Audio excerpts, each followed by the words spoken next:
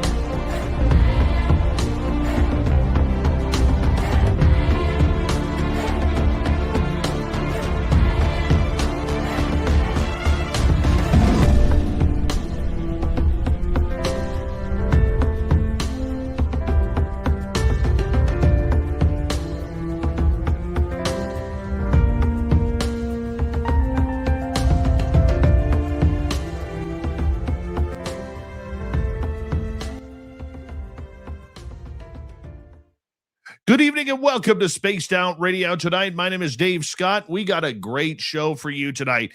What's it like to communicate with the dead, aliens, Bigfoot? We're going to find out. Holly Burns is here momentarily, and we will be so proud to bring you her entertaining view of an interview tonight. So sit back, relax, and let us say hello to Kitty Caddywhack in the gold medal position. Race fan with a silver. T-Bone taking home the bronze medal tonight. And moving on down, we have Tim Mothman and his goatee hanging on out. We have Pam Harris and Trucker Andrew. Nice to see you. Amy Allo, how are you? Amy will be signing autographs after the show. Line up to the left of the studio, if you don't mind. To the left of the studio. Chris, how you doing, my friend? Mel WD-40 is here, lubing us up for tonight's show, because you cannot talk to spirit animals, aliens, or Bigfoot without being lubed up. So, Mel, thank you very much. Give yourself a shot if you don't mind as well. Robert Lamoth, how you doing? Necessary Dialogue and Light Walkers, good to have you here. Thunderhead, nice to see you tonight. Mama Catherine, there she is. Mwah. I love you, my dear. I hope you had a great day. I hope you enjoyed tonight's show. We're going to have some fun tonight, I promise. Scrolling on down, let us say hello to K17 Odd, Stephanie Kenny Blankenship. Nice to have you both here. Jennifer Beveridge, how are you? Lisa Smith, nice to see you. Hi there, Road Flare and Aussie Boss Tiger. Kitty Caddywhack, thank you for kicking off the Super Chat tonight. The Super Chat is a wonderful way to support what we do on this show on a nightly basis, so thank you very, very much. Werewolf and Forrest Louie, nice to have you both here. As we scroll on down to say hello to Jaquetta, nice to have you here. And Redneck, good to see you. Scrolling on down, let us say hello next to Kurt M, nice to see you. And John Lamb, my twin, how you doing, my friend? Good to see you there. And who else do we have? Digger Dog, Escape from Blue Jersey. J Truth, how you doing, guys? Thank you for coming on in. Carol Amerio, nice to see you. Creepy Pasta, good to have you here. As we continue to scroll on down. And who is next on our list? Well, it's Delilah, everybody. Delilah will be signing autographs after the show as well. Line up to the right of the studio, if you don't mind. To the right of the studio. Operation Shutdown and Skip to Malou, how are you guys tonight? Downshift Video, welcome to SOR Chat. How you doing? And Luscious Jules, nice to see you. United We Stand, thanks for coming on in. Algaray over on Twitch, so excited about Holly Burns tonight that he literally did 1,715 psychic sit-ups before tonight's show. He's jacked. He's ready. Let's get the radio side going. Fap Nuts, how you doing? Hello and welcome to the radio and podcast side of Spaced Out Radio tonight. My name is Dave Scott. We have Holly Burns in the room, ready for you to put on a good show. So just sit back, relax. We're about 30 seconds away from launching tonight's show We're in roll call on our YouTube side as we say hello to Stargazer. How you doing? Debbie Nickerson, how are you? T-Bone, thank you very, very much. Way too kind, my friend. Way too kind. Wow. All right, 15 seconds. Thank you, T-Bone. Once again, I love you, buddy. Millennium, my man, how are you? Nice to have you here. The rest of you will have to get a hello from me through typing, except Julie Rios. And throw those horns up, everybody. Let's rock.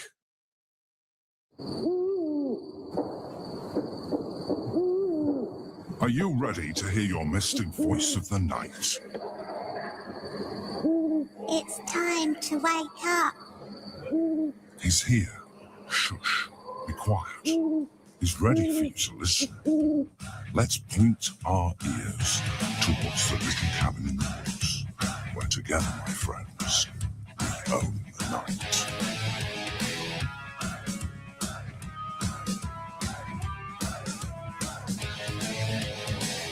It's time for Spaced Out Radio with Dave Scott.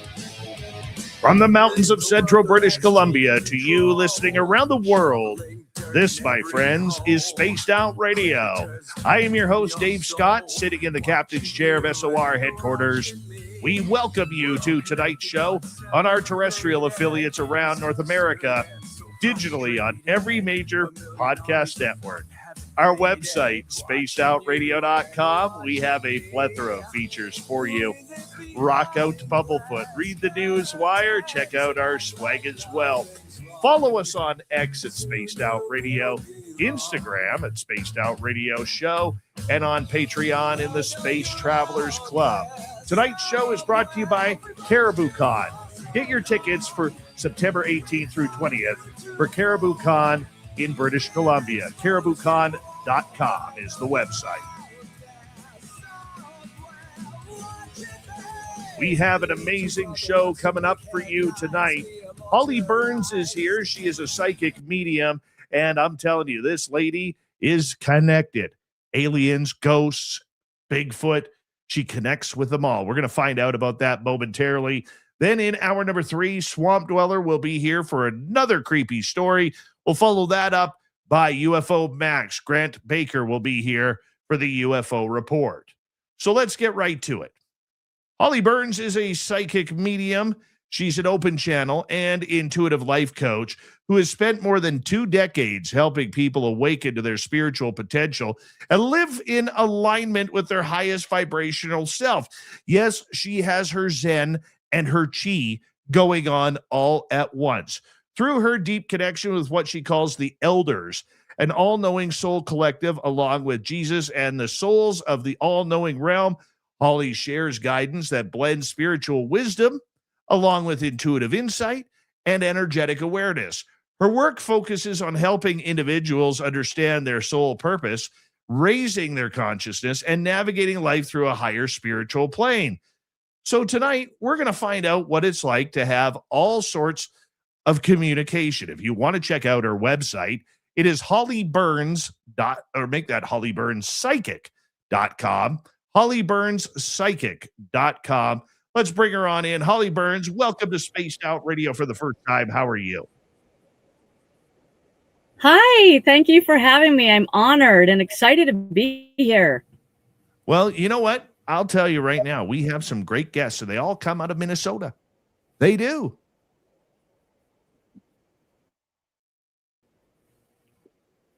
Right. Every single one of us. Right? You, Dave Schrader, Varla Ventura, who I'll get to see next month in Nebraska at the Bigfoot Conference. It is a lot of fun. And I want to say a big thank you for you coming on Spaced Out Radio tonight. This whole intuitive connection that you have, wherever it came from, explain it to us and how you found it.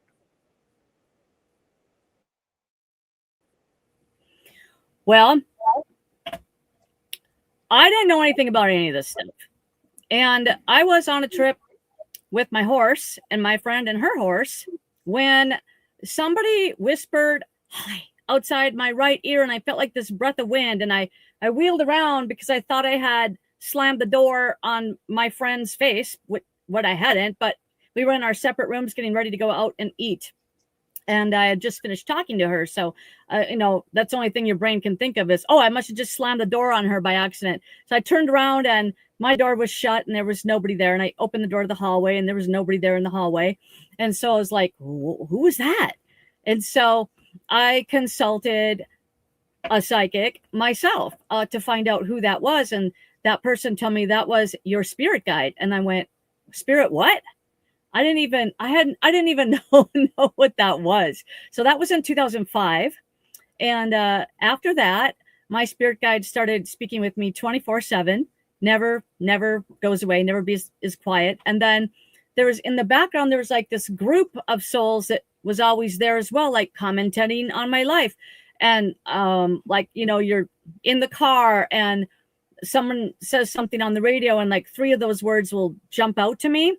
I call it jumping out, but basically what it is that they're zigging me with energy at the exact same time as those words are being said, or the exact same time as I'm seeing those words on a billboard or a license plate, or I'm thinking a thought in my own head, and they'll energize me at that moment. And I started to recognize that there was this group of souls with me all the time that never left. And after about 6 months of that, I just started saying, I think this is a thing. Like, I really think this is definitely something going on here. And they're telling me information because I was like, okay, I think I just got a sign about something, but I don't know what that means. I'll just kind of blow that off. And then after like 10 times of the same sign, I started to realize they were giving me really precise information. And so I started to develop a language. They started leading me to ways to understand their language. So I started learning about numerology, angel numbers. A friend sent me a tarot deck. I started using tarot cards, and I started learning about life path numbers. And then you've got the way the universe communicates is music and math. It's like those are the 2 really foundational ways that the universe is intertwined. And I found that out. It's just amazing. It's really mind blowing. The entire universe is actually, held together with mathematics, and music is math. So everything is numbers based. So I just started learning and developing a language with them. And then from there, it's just been nonstop since 2005. It's just been a crazy ride. Man, you got put through the ringer. Many people who get, spiritually kicked in the butt like that, they usually don't know what to do. I know when it happened to me in 2011, I really didn't know what to expect or where this plan was going to go. Little did I know it was going to bring me back into radio after retiring for 7 years. But Spirit has a funny way of telling you what you should and shouldn't do. And the phenomena can be the biggest help, the biggest prankster, and the biggest threat to what everybody does. How have you been able to work the phenomena to help you get where you need to go? Well, that took me many years too. I mean, they kicked my butt too. And, for the first few years, I was just getting acclimated to this whole thing. And then I was just working on trying to communicate with them for myself, just being a good communicator with them. And that went on for many years where I thought it was just a private thing, just me and them. I had no plans, but they did tell me in 2008, they told me that I was going to write a book. And so I should start taking notes. So here I am all day long. Back then, we didn't have phones with notes apps on them. We couldn't voice text to ourselves. So I had a piece of paper in my pocket all day long. And I would stop. I was working as a decorative painter, and I would be stopping, every 5 minutes. Oh, I got to write that down. That's just profound. Whatever they just said, it's really important, So like all day long, I'm writing down what they said, and then the numbers message they gave me with what they said, like the time on the clock, all these things. So, and then I would compile all that and put that into a Gmail at night when I got home to save and archive everything they've said. So I have archives going back to 2008 with all the things that they've told me. So then it took me many years to figure out that, well, I knew right away that my journey was to help myself, but through myself being helped, I was to go public with my story to help others. What the first thing they led me to was the books Journey of Souls and Destiny of Souls by Michael Newton. I now call those books How to Be Human for Dummies. They're just incredibly foundational information that's so important. I feel like everybody should know that information in those 2 books. So it taught me not to have fear. It taught me that the biggest thing that holds us back on earth is fear. And the biggest regret we have that we didn't do something when we're dead and we look back on our life books and we analyze our life is that we feared something and that stopped us. And so I'm like, okay, I made a commitment to them. I'm like, okay, I'm going to do this to 100% of my capability because I don't want to let all these people down that are going to hear the story of my journey someday. I want to be able to have my 100% highest journey that I can take. So that started. And so after that, it was a major whirlwind for 10 years, just craziness. And they asked me to do certain things, and I just had to. I'm like, yes, because I agreed to the contract. Like, well, what happened was they want me to tell you. They're like, but you forgot to tell them about 2007. Oh yeah. So in 2007, the summer of 2007, the elders came to me and they like gave me a proposition. They're like, you know, like they gave me like that beam of light, like when you die and you go down the tunnel. They'd like put one of those in front of me. And this was all like a non-physical telepathic communication, but it was like I was just kind of stopped in my tracks, and like all of a sudden there were like these angelic beings speaking to me, and they're showing me a choice. I can take the journey of personal expansion, or I can just keep going and be how I am. And I said, well, of course I want to expand and be like the highest version of me I can be. And they're like, great. And I'm like, okay. And I had a few personal parameters in the contract that I said, okay, this and this, then I'll do it. You know, this is off limits. That's off limits, you know. Okay, fine. So off we went. So I was, you know, under a soul contract to do this with them. And then they led me to those 2 books. So then I'm like, okay, I can't let fear hold me back. I've got to just really trust and go.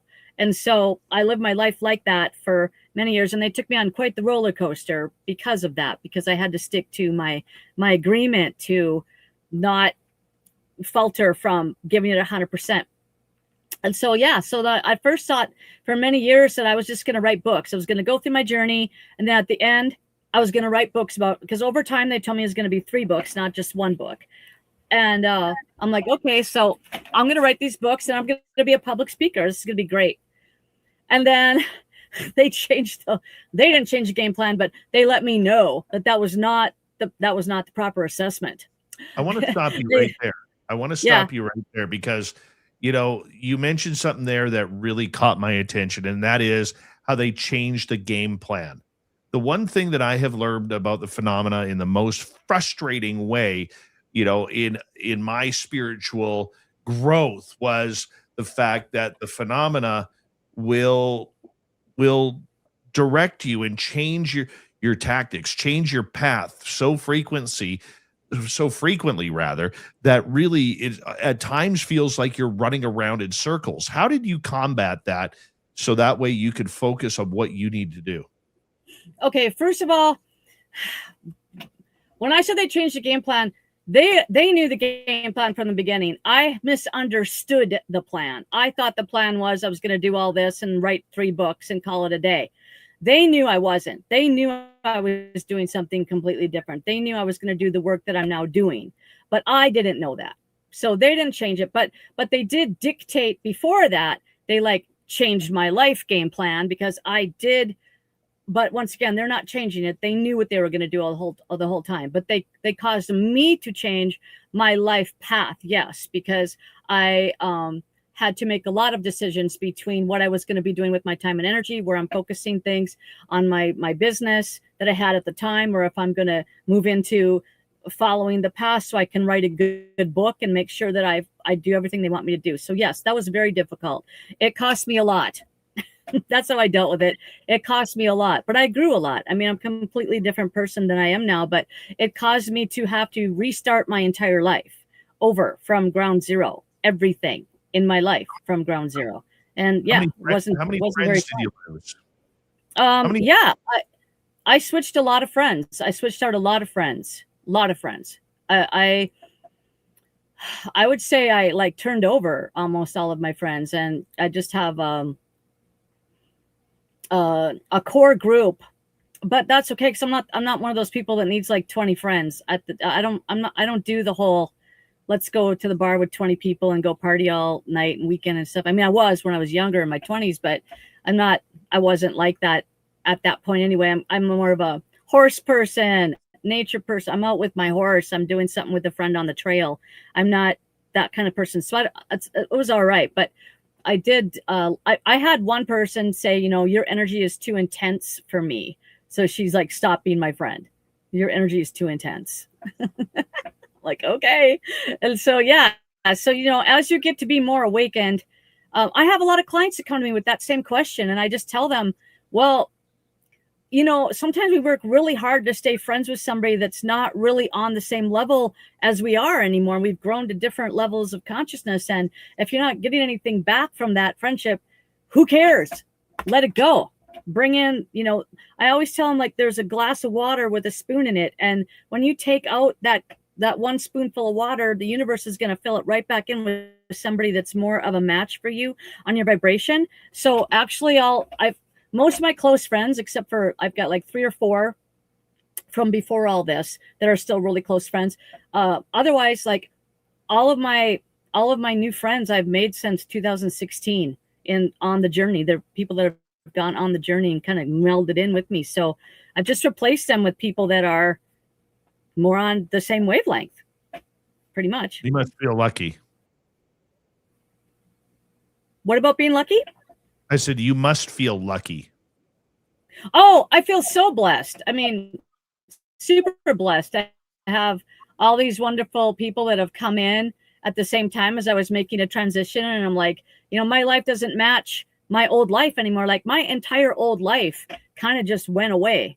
And I did have to switch all my friends too, because my other friends were still doing their regular old life. And, my life was so different now in my eyes. My perspective on everything was so different that I couldn't really relate to my old life anymore. So it was just useless. I'm sure many of you have been there. Many of I'm hearing all these people go, yeah, me too.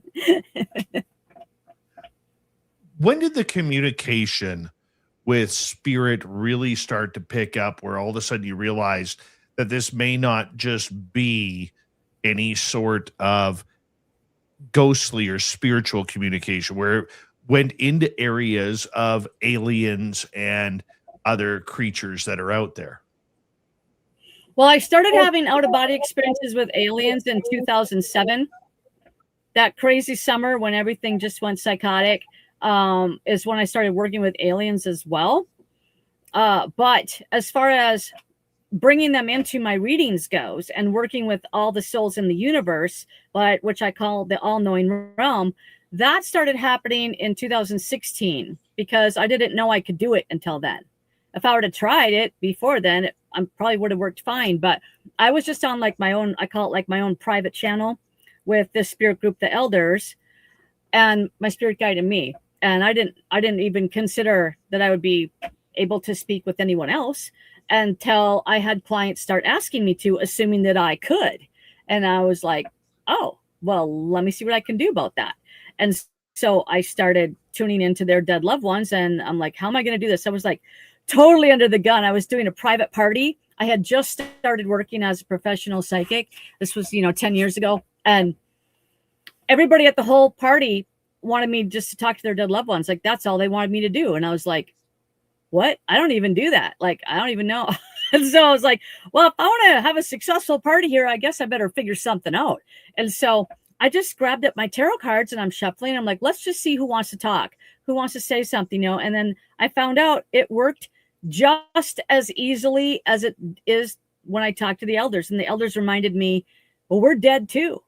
I'm like, oh yeah, you're non-physical. You're in the non-physical realm. So I just realized I could do that. And so that has just expanded now. I've been doing that for 10 years now. Now it's just kind of it's just a regular part of my day right now. So if I think about somebody, I'll kind of be on a wavelength with them, and then they'll start jumping in and saying things throughout the day, just like the elders do all day long. If I don't think about them, then that kind of goes away. But sometimes if I'm in a reading with somebody and I'm talking about their life, then their higher self will just come in and start talking. Or the person that we're talking about's higher self will come in and start talking. So they jump in and out. when they need to. Was it spirit first, then the ghosts? It was the elders first, and they Okay. are. I'm not sure exactly what they are, but I think that they're the council of elders talked about in the book of Revelations, where there's 24 elders. I believe that's them because the number they give me is 424, and that also means the promise. And there's 24 elders in the book of Revelations, and I believe that this is the council of elder souls that helps us plan our lives and things like that. So they are dead because they're not incarnated in bodies. And so it went from there to my clients' dead loved ones, and then it went from there to just expanding out to the higher selves of people. So now it's hard for me to know when I'm talking to a soul. It's kind of hard for me to know if they're completely off the planet or if I'm talking to the higher self of someone who's still here. Like if someone's parent jumps in, I'm like, okay, I think like this. I think this person is fully dead, right? They're not on the planet anymore. So I have to kind of check with that because it's so easy for me just to talk to their higher self. I don't know if I'm talking to the higher self of someone that's on Earth or someone that's fully dead. But usually I can feel a difference in the energy if they're completely off the planet or not. Does that make sense? What? Yeah, but explain that to our audience who may not know what it's like to feel if something comes from off planet. If they're fully not on Earth, they vibrate at a slightly different type of frequency. They feel a little bit more disconnected from the goings on of Earth. I feel like there's a little gap between where they are and Earth. That's kind of how I can, because everybody has a vibrational signature. And if they're still on Earth, I think they just feel maybe a stronger vibrational connection to the physical realm. And I know how to do that because I've been reading frequencies now, frequency signatures for thousands and thousands and thousands of people. So I think that I'm more tuned in to be able to kind of tell the difference better. I think a newbie would probably, I don't know if a newbie could just talk to someone's higher self like that or not. I don't know. I don't know But they can certainly talk with their own higher self and their spirit guide, because those two are with them 24/7. Everybody's spirit guide, their main spirit guide. Of course, they have a spirit team too, but they have one spirit guide that's with them through all their lives. And then they've got their own higher self is telepathically talking to them all day long, their entire life, 24 hours a day. We are all walking, talking satellite dishes that are functioning as computers and satellites all day long. That's how we stay alive. We got about a minute to go before we have to go to break. At the bottom of the hour, psychic Holly Burns is our guest tonight on Spaced Out Radio. Holly, I want to get into your first contact with aliens. I want to know what that felt like. I want to know every little detail of it all. I know we only got about 30 seconds left, but were you ready for that? Were you ready for that moment? No, I was not. It just started. I was exhausted for 6 months after this started happening to me. I'd wake up in the middle of the night. I felt like I hadn't even gone to sleep.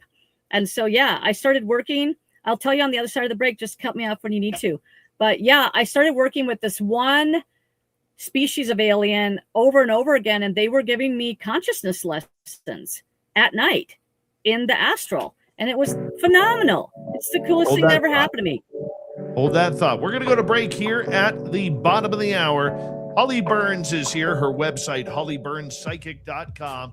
What's it like to talk to extraterrestrials? Yeah, some people say it's possible. Do you believe? This is Spaced Out Radio.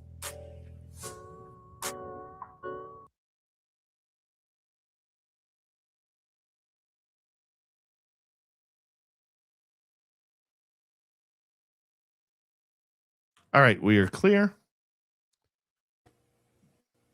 There we go. Good start.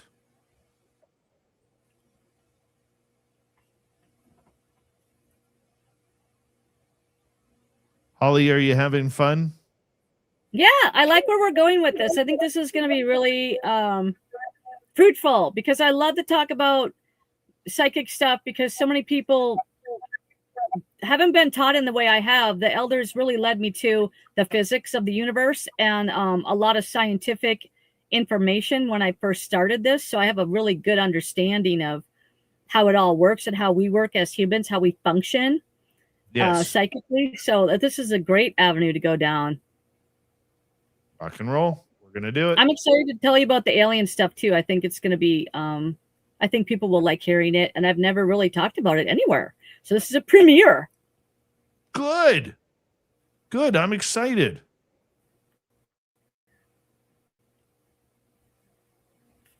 Yeah, I'll write down the kinds right now so I don't forget when we come back. All right. I think I've been with 5 kinds.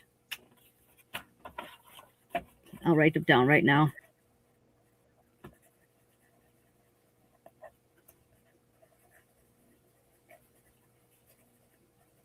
Let's see. Guy with no head. Reptiles. Guy with 2 eyes. I always forget the others. Let's see. Reptilians. Guy with no head.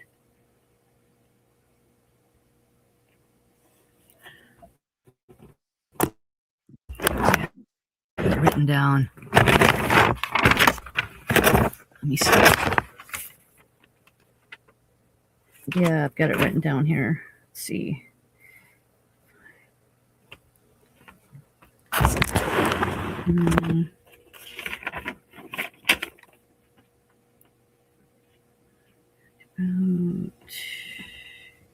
Nope, that's all Sasquatch notes. Okay, guy with no head, reptilian, the guy with 2 eyes. Well, I can't think of the others right now, but I got 3. Nice. Most of my encounters are with 1. I'll tell you about the guy with no head and the reptile ones. Those would be definitely good. We'll get into them all. We will get into them all. The best part about tonight is we have time. I know, it's so fun to be on something where you got 2 hours to really dig into something, and it goes fast, doesn't it? It totally does. That's what we're here for. That is what we're here for. And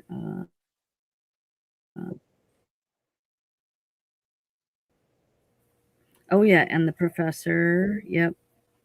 Okay, yeah, I'm writing down ones I want to tell you about so I don't forget. Professor. Shape-shifted eyes.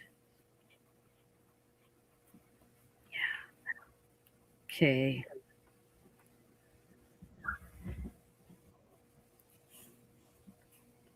Oh yeah, and the garage.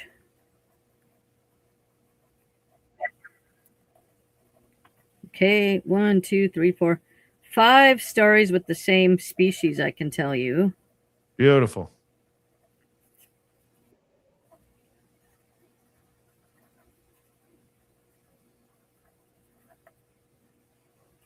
Hi, Claudette. How you doing?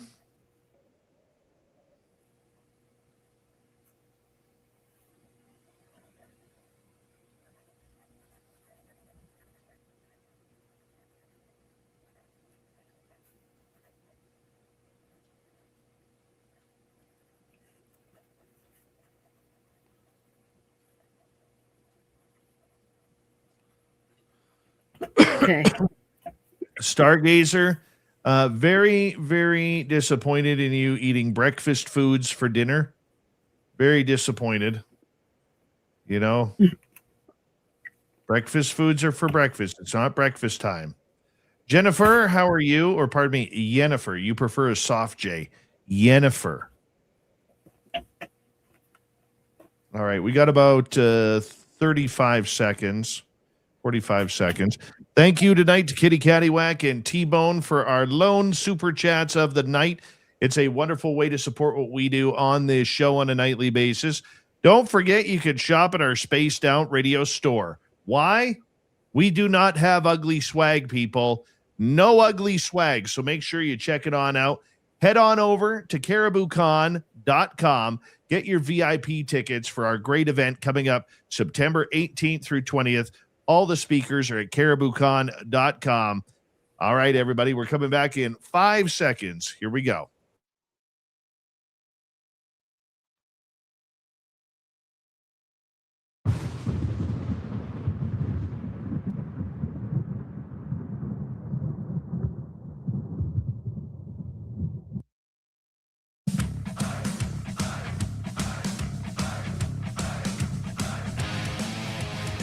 Second half hour of Spaced Out Radio is now underway. Thank you for joining us. My name is Dave Scott. I'm always appreciative of all of you tuning on in wherever you are on this beautiful planet we call Earth. We are going to get to our guest tonight, Holly Burns, coming up here momentarily. But first, we want to remind all of you that if you miss portions of this show or others, our archives are always free on YouTube or any major podcast network. Our website, spacedoutradio.com, we have a plethora of features for you. Rock out to Bumblefoot, read the news wire, check out our swag as well.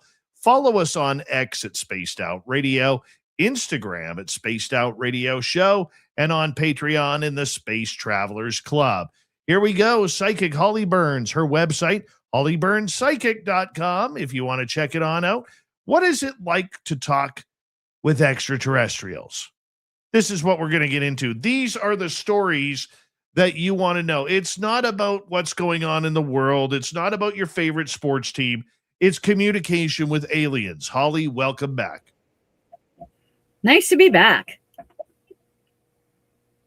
Tell me about the first time you communicated with an alien. Okay.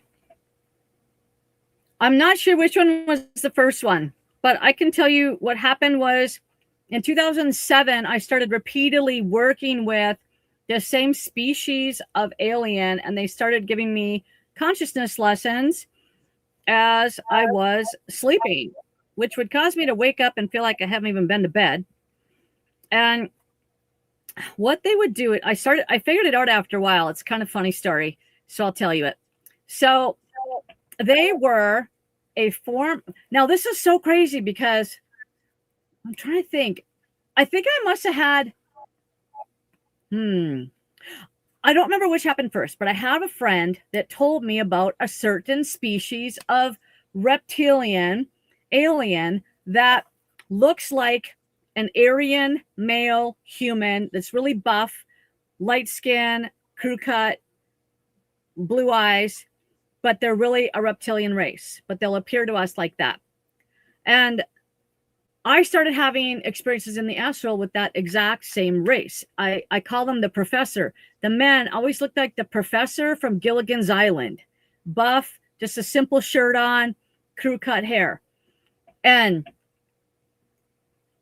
they were, I could tell they were nice to me though. But they did one weird thing that people say that reptilians do. So we'll get into that in a minute.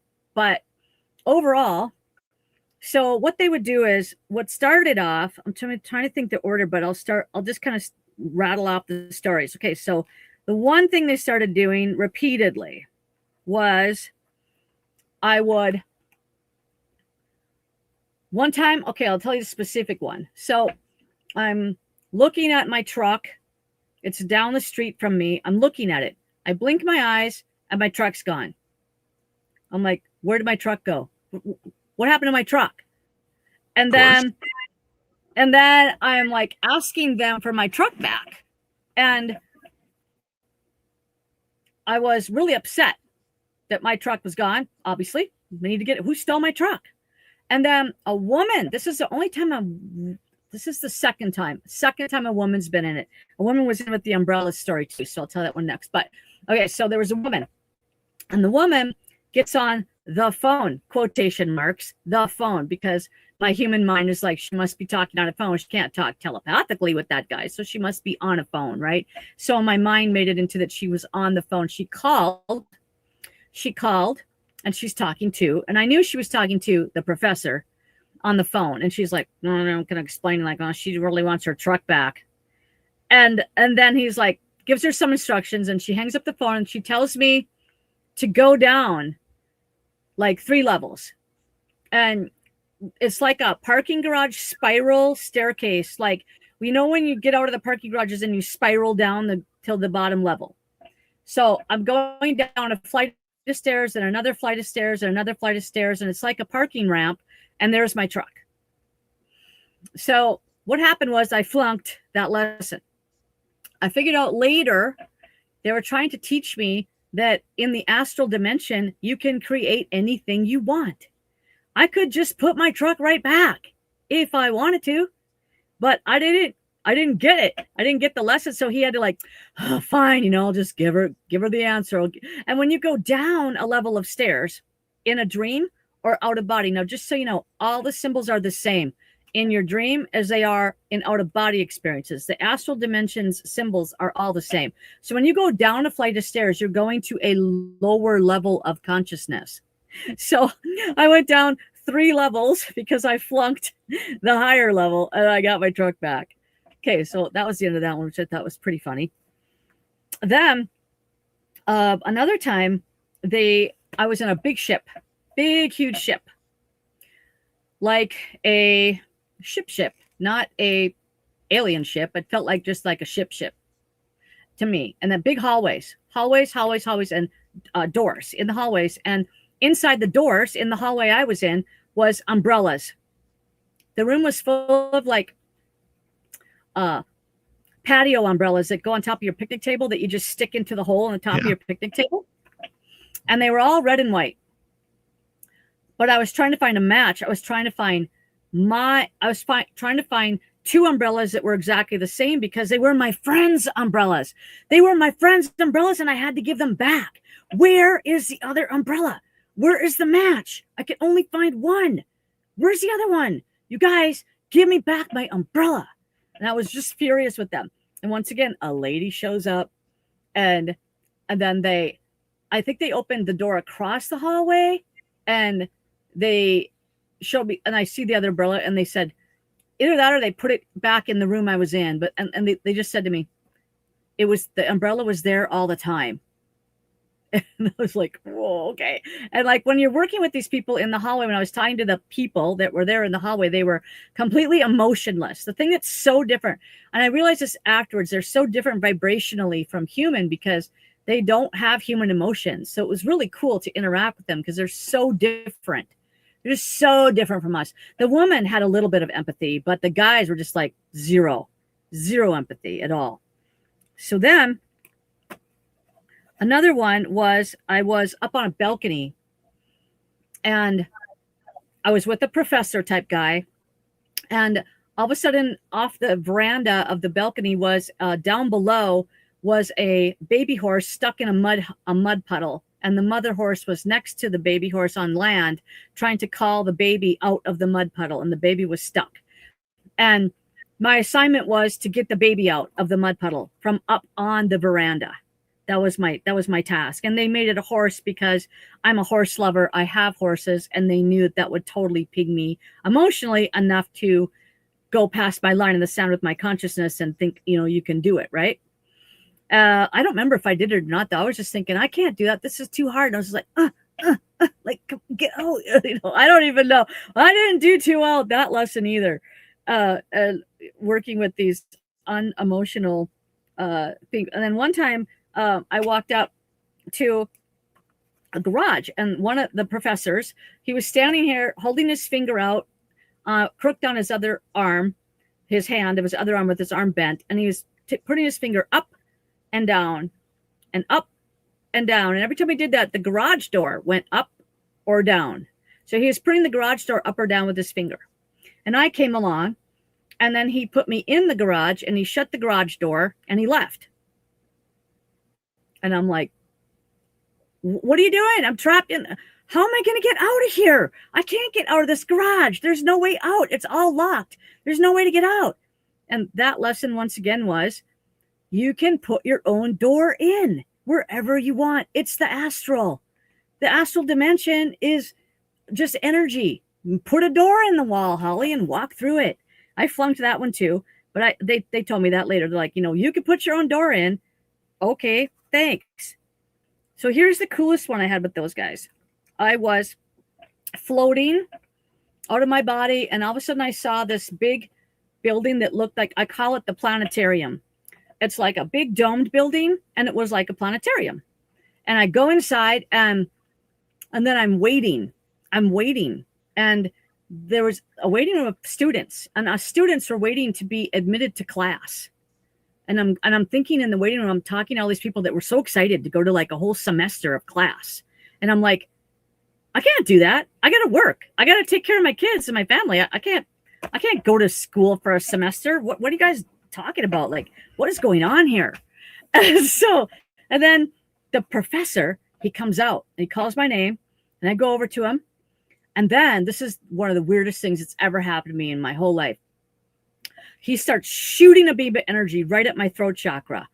Super high energy, just the most intense energy you've ever felt in your life. Like as if somebody is zapping you with probably like with a one of those hand vibrators that we would have as a joke when we were little kids, and you try to shake someone's hand and you got the little vibrator in the palm of your hand. It's like that was being sent to my throat. It was like, and I couldn't breathe. I was suddenly choked up. I could not breathe. It stopped. It cut off my breathing. I was like, and then when he was doing that to me, his eyes shifted to snake eyes. And I'm like, okay, what? Right? And then he stopped. His eyes shifted back to regular eyes. And he said, that's okay. And he turned around and went back in. So I flung to that one too. He was basically saying, you're not ready for the strength of energy yet. It's okay though. It's all right. You'll be ready when you're ready. And he went back into the room. And then I left the planetarium and I was floating down to go home. I'm like, dude, I got to get out of here. I got to go home. And so I left trying to go home. And I'm going down the road and there was a wild dog and like a wild boar. And they were like jumping on my arm, trying to bite my arm. And I just said to them, I'm in the astral. You can't bite me.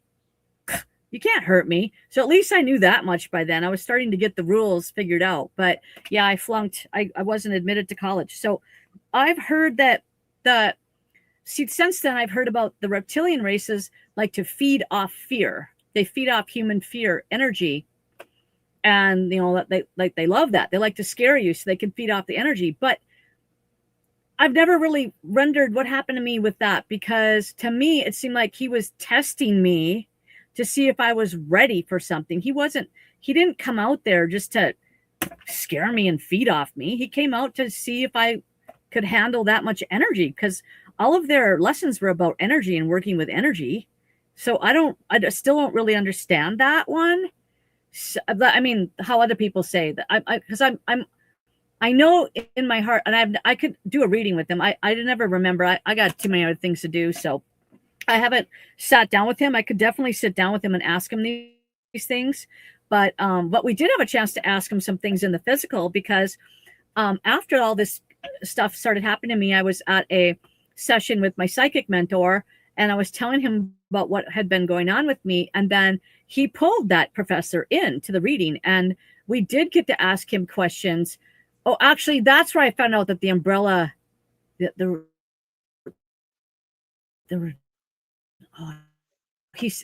started talking about the umbrella. I was asking him questions about the umbrella exercise, and he told me real anyway, something like that, you know. And so like we got to talk to him for like a half an hour. This is before I knew I could do any of this stuff, you know, way back in 2007. So it was really fun to bring him into the reading. And at the end of the reading, my psychic mentor said, do you know what he looks like? Have you ever seen him from behind? And I'm like, no. And he goes, that's because he doesn't have a backside. From the backside, he just looks like yellow energy. I'm like, ooh, cool. So he just serves as a hologram, us, you know, from the front side. So that was pretty cool. Pretty cool. Through all of this, do you want to hear about the guy with no head? Yeah. Let me get a question in here first. Through all of these experiences, a lot of people would say, well, what if this is just a dream? What if this is just an overactive imagination at night? How do you know this wasn't a dream, but was something you were really going through? Okay, there's a huge difference. I'll tell you how you can tell. When you're just in a dream, I started figuring this out in 2007. When you're just in a dream, or when some people in your out-of-body experience are not really there and they're just like a hologram stand-in, their energy seems just, I call it just dead. It's just like there's no vibration. There's no vibrational signature if you're dreaming something. And if you're really with another soul in the astral dimension, they vibrate. I used to call it, they would seem nuclear reactive. And then I figured out, oh, it's because they have a vibrational signature. They're vibrating. They're alive with you at the time. And I could figure it out where I'd be in a group of people, like 5 people, and there'd be like my quote unquote mom, my quote unquote dad. And I'm like, okay, those aren't really my mom or dad. Those were just like stand-ins, some sort of like apparition that I made with my mind. And then the one person on across from me that I was interacting with was really there. So you can tell a difference that way. Also, I did connect between things I was doing in the astral dimension and my awakened life. Like, you know, my psychic mentor did speak with the same alien, which really gave me some physical confirmation, right? And he was answering questions about our lessons and our experience, and he knew about them. So, you know, there's that for me. Also, I did have one time a lesson with my spirit guide where he was telling me to connect. He was telling me not to connect. I was just about to connect 2 pieces together. It's like a plug and a plug-in. And I was going to connect them together, like put the, you know, extension cord together. And my spirit guide said, I wouldn't do that if I were, and that's as far as he got. He didn't even get to the word, if I were you. I wouldn't do that if I were, and I plugged it in. And when I did that, the energy zap was so strong that I immediately zapped back into my body and jumped 2 feet off my bed. So there's connections between the 2 realms. And the elders just said, and you know what? It doesn't really matter. You're right. I got to a point where, you know what? It doesn't really matter to me if what is going on, because it's all fruitful in the astral. Everything that you're doing at night with your consciousness, take it as a lesson. Figure out what's going on. If it's a real out-of-body experience or a dream, there's lessons that you're supposed to be learning from all these things. You get to know yourself more, start learning dream meanings and why you're having the dreams you're having. And if someone reels in them or not, you know what? It's not incredibly important to be able to really physically discern all of that. That's our human minds wanting to put definitions and put everything into a box, because it is really real. Whatever you're doing at night in your sleep is really a real experience, for sure. Our consciousness keeps going. And, you know, I'm told that our consciousness leaves our body when we go to sleep at night and comes back when we wake up. So, you know, we're off on all kinds of adventures. The species who have been teaching you, have they been the same ones all along, or were they shifting you through different types of species? Well, that was with that species, but then I've had experiences with another species as well. And then I had a quick experience with another species, but the reptilian ones, the professor type people, were the only ones that taught me the lessons, but then my spirit guide did as well. I worked with my spirit guide and then these reptilian races and also Jesus sometimes too. So I've had lessons with him in the astral dimension as well. So those are pretty much who I've been working with. I haven't worked with like lots of different types of aliens with lessons. The only ones that taught me the lessons were the reptilian ones. Okay, so we got 5 minutes to go before we have to go to break at the top of the hour. Holly Burns is our guest tonight on Spaced Out Radio. Her website, hollyburnspsychic.com. Continue with the next species, and we'll carry it over to the next. Okay, yeah, perfect. Yeah, okay, so the next one was also the summer of 2007, and this was the coolest thing. I've been trying to find out what race of alien this is ever since, and I have not found it. I've Googled, I've asked people. So if anybody listening has had an experience with this type of alien, I would love to hear about it. So I was sleeping at night next to my husband. We were both Native American in that life. So I visited an experience in a past life during this out-of-body experience. And all of a sudden, this super loud sound came, and a ship was coming down. A humongous ship was coming down right next to us, and it was so loud. And the way I experienced it was kind of from Holly being put back into my body in a past life. I didn't have the consciousness of who I was in that life. I had the consciousness of Holly reliving it from within the body. It was really crazy. So that's why I was petrified. So I was petrified, and I cowered in the fetal position, like off in the distance from this ship. I like ran, the ship was on the right side of us. I ran to the left and cowered down in the fetal position because it was so loud. It was like a jet airplane, was like those military jets that can land in one spot and just come right down and land. It was sounded like that. Sounded one of those landing, and it was vibrating. It was super, super loud. So I ran the other way, and then my husband got up and went over to greet them. And I'm like, Holly, the Holly me is thinking, what? And then he went over there and he was like, hey, friend, like they were telepathically talking, and he was like greeting them like he knew them. And they open up their deck and they come out, and this man has, I should tell you about the beams of light too. I'll tell you about that later. I'll write that down. So the man comes out, and he's fairly tall, and there's bright light coming from behind him, like as bright as the sun. And there's a black spot where his head and neck should be, where the light cannot pass through. So there's a black shadow with a neck and a round circle for a head, but no head. Like, that's what? scary. Like he didn't have a head. And then my husband's greeting him like, hey, so nice to see you. How are you? And the alien's meeting my husband like, oh, so nice to see you. How are you? And then my husband called me over there. And I'm like, oh, God, no, I can't come over there. But I did. I got up and I walked over there. And then this very nice alien gave us both gifts. He gave my husband a red rock, like a red quartz crystal. And he gave me a ivory round circular rock. And I think it's like a moonstone, what he gave me. And I think maybe he got some dark rose quartz or something. So, yeah, they gave us both a gift. Mm-hmm. That is crazy. Very cool. Well, okay, explain to me the guy with no head again. Like, that just sounds weird. I know. He was about probably 7 feet tall, 6.5 feet to 7 feet tall.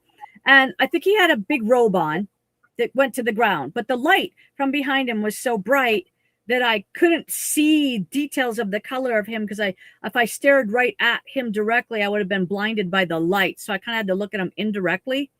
But he had like vestments on, like cool long robes, and then just this black. I was looking at his face, but I was looking at a black circle and a black neck. That was it. The light could not pass through, but he didn't have a head. It was just an absence of light instead of a head. And I've never heard anybody else talk about this species. Have you? Not ones without a head, that's for sure. Yeah, but I don't know what would have been if the bright light from behind him wasn't there. If I would have just seen no head, or if I would have seen a black shadow, like, I don't know. And yet he was one of the good guys. Oh, yeah. Super nice. Super friendly and nice. And my husband knew who he was. He was greeting him. Nice to see you. It's been a while. And he was greeting my husband. Yeah. Did he say where his head was? Cool. I didn't know. No, because it was like his head was there, but I couldn't see a head. It wasn't like he was missing a head. He had a consciousness. He had a head, but it was just a black, and his head wasn't like a normal human head. His head just blocked out light. So there was a black circle there instead of a head, but it was like a head to me. It was like his face. It was like we were speaking to the black circle and interacting with that.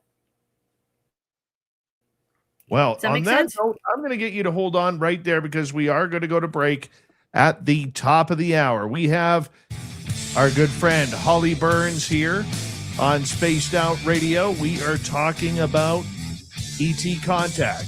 We're going to get into that and communication with Sasquatch. This is Spaced Out Radio with host Dave Scott.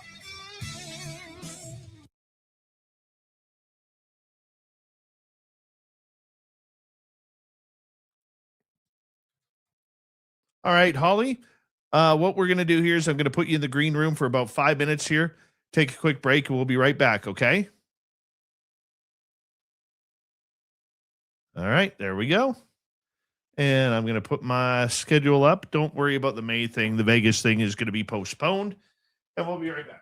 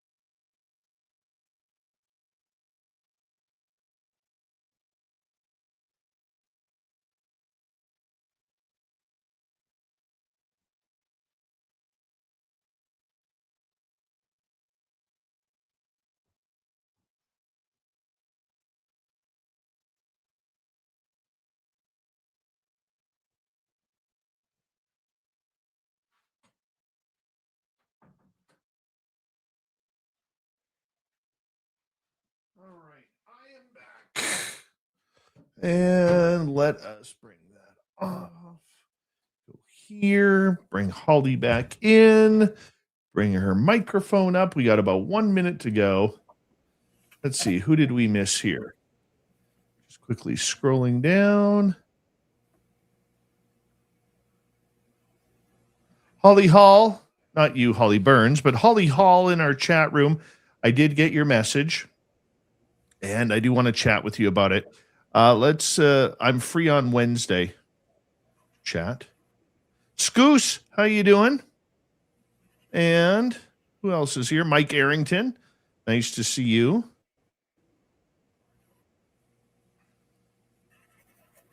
And commercials are being built, Terry Hall. Just saying that they are being built. I know you hate the chair thing, but they are being built. Thank you to T-Bone and Kitty Caddywhack for our super chats. Our store is open on our website. John Jackson, how you doing? Nice to see you. And here we go, everybody.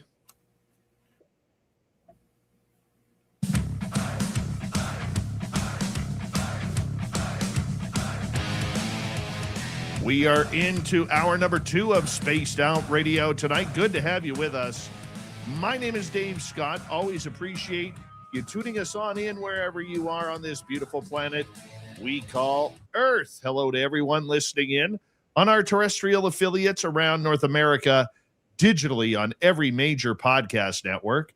Our website, spacedoutradio.com. We have a plethora of features for you. Rock out to Bumblefoot, read the news wire, check out our swag as well. Follow us on X at Spaced Out Radio, Instagram at Spaced Out Radio Show, and on Patreon in the Space Travelers Club. The Desert Clam has set the password for tonight in the SOR Space Travelers Club.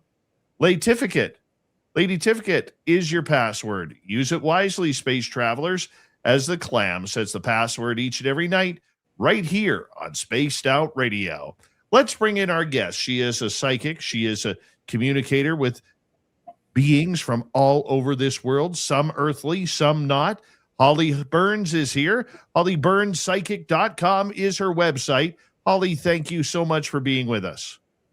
I'm having a blast. Thank you so much for having me. It's fun to chat with other people that love to talk about this subject. Me too. I'm having fun too. So thank you so much for joining us. And you are still in communication with a lot of these species, correct? How often does it happen?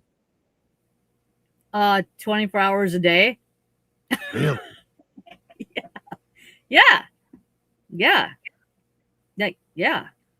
Who are you wondering if I'm talking to? Like when you asked that question, were you talking about specifics or just like souls from the all-knowing realm all over the place popping in and out? Both.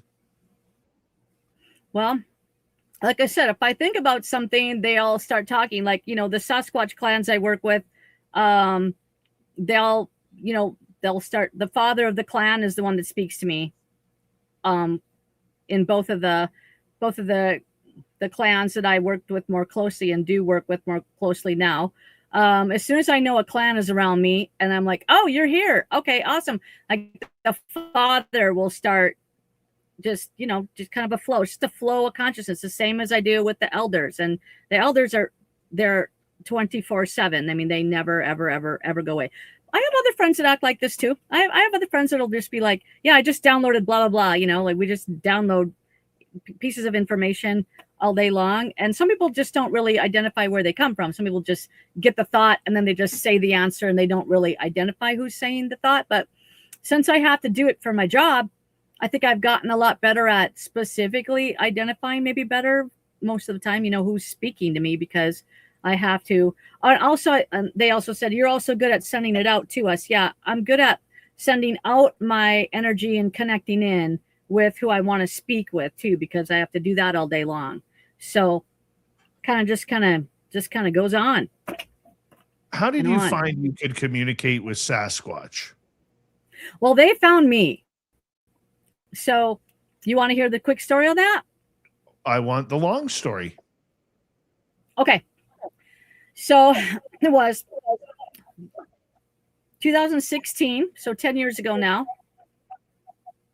I had known Sasquatch was a thing. I had seen the Patterson Gimlin film. I remember seeing it like in a movie theater when I was a kid. Lived in North Dakota, where we would once in a while get a story of a Sasquatch out in western North Dakota. That's about it. And that's about all I knew, except for I watched Finding Bigfoot. And there was a couple seasons into that show. And I was surprised to see the communication that humans were directly directing toward them at that time. And that's all I knew about them. Okay. I knew nothing else at that time. And I had just moved to a new location. I had been there for 3 weeks. I was getting some pastures renovated, and I was trying to make a pathway between the home paddock pasture through woods directly to another piece of land that was open land without having to go all the way around the woods. I wanted my horses to be able to make a beeline into the barn and back out again. So I decided I'm going to walk through and see if I can find a good path where I can string some fencing tape up in the woods, a tree to tree to tree to tree to tree. I want to do the lazy man's way because I didn't know how to run a chainsaw and cut down trees. And there was a lot of downed trees. So I was looking for an open path that was good enough for me to make a trail for the horses. It was almost dark. It was 8:45 p.m. on May 30th or May 31st. But anyway, one of those 2 nights. So spring, lots of greenery. Lush, the forest was lush again. And I had my phone with me and I turned it on the flashlight mode because as I walked into the woods from the pasture, I was like, whoa, it's kind of getting dark. I guess I better just flip on my flashlight. So I flipped on my flashlight mode on my phone and I popped up over a big tree that had downed about 4 feet off the ground, climbed back down, and all of a sudden I caught a reflection in my flashlight mode of my phone. And I'm like, oh, someone has a reflector in the woods. I guess they left some garbage. Wait a minute. There's another reflector just like that one. Oh, wait, they're exactly even with each other. Oh, those are eyes. Okay. So an owl? Could that be an owl? What is, what is that? And then all of a sudden, bam, he just hit me with telepathic energy and was telling me a conversation. And I was like, whoa, this is a Sasquatch. Oh my God, a dream come true. And my mind just starts thinking, oh my God, this is the coolest thing that ever happened. I can't even believe it. Watching Bigfoot has come true for you. You've always wanted to see a Bigfoot. And now here you are in physical proximity with a Bigfoot. Can you believe it, Holly? So like those thoughts are going through my head at the same time as he's saying to me, hello. And he didn't say words. I just downloaded blocks of thought. Normal telepathy. He sends me a block of thought. Hello. We have been watching you since you got here. You are so oblivious. I guess we're going to have to tell you we're here. And I'm like, getting the background information telepathically, like, oh, this is a family. He's with the family. He's with this family. I didn't know they lived in families. I didn't know anything about them. And he's like, yeah, we. And I'm like, okay, cool. There's a family of them here. Okay, cool. And I'm like, there's Sasquatch here. I'm like, cool. And so then, remember, I did not know at that time that I could speak with him back telepathically. I hadn't done that yet. Just talking to my spirit guides. And so I said to him out loud, nice to meet ya. Well, I'm just going to continue on over here with my path here. And I turned to the right to I'm not going to let him intimidate me. I'm just going to keep going with what I'm doing. I'm not going to run to the house. I'm not going to run. I'm not afraid. But I do have a task at hand and it's getting dark. So I guess I'm just going to get on with my task. Idiot, Holly, you were an idiot. Like, why didn't I just sit down on the log and try to chat? But like I said, I did not know they were sentient people. I did not know they can speak words in English. I did not know any of that then. I do now, but I didn't then. So I walked I turned to the right to take a step. And that took me behind a big bush. And as my feet hit the ground, left, right, he snapped a branch. Snap, snap. And he couldn't see me.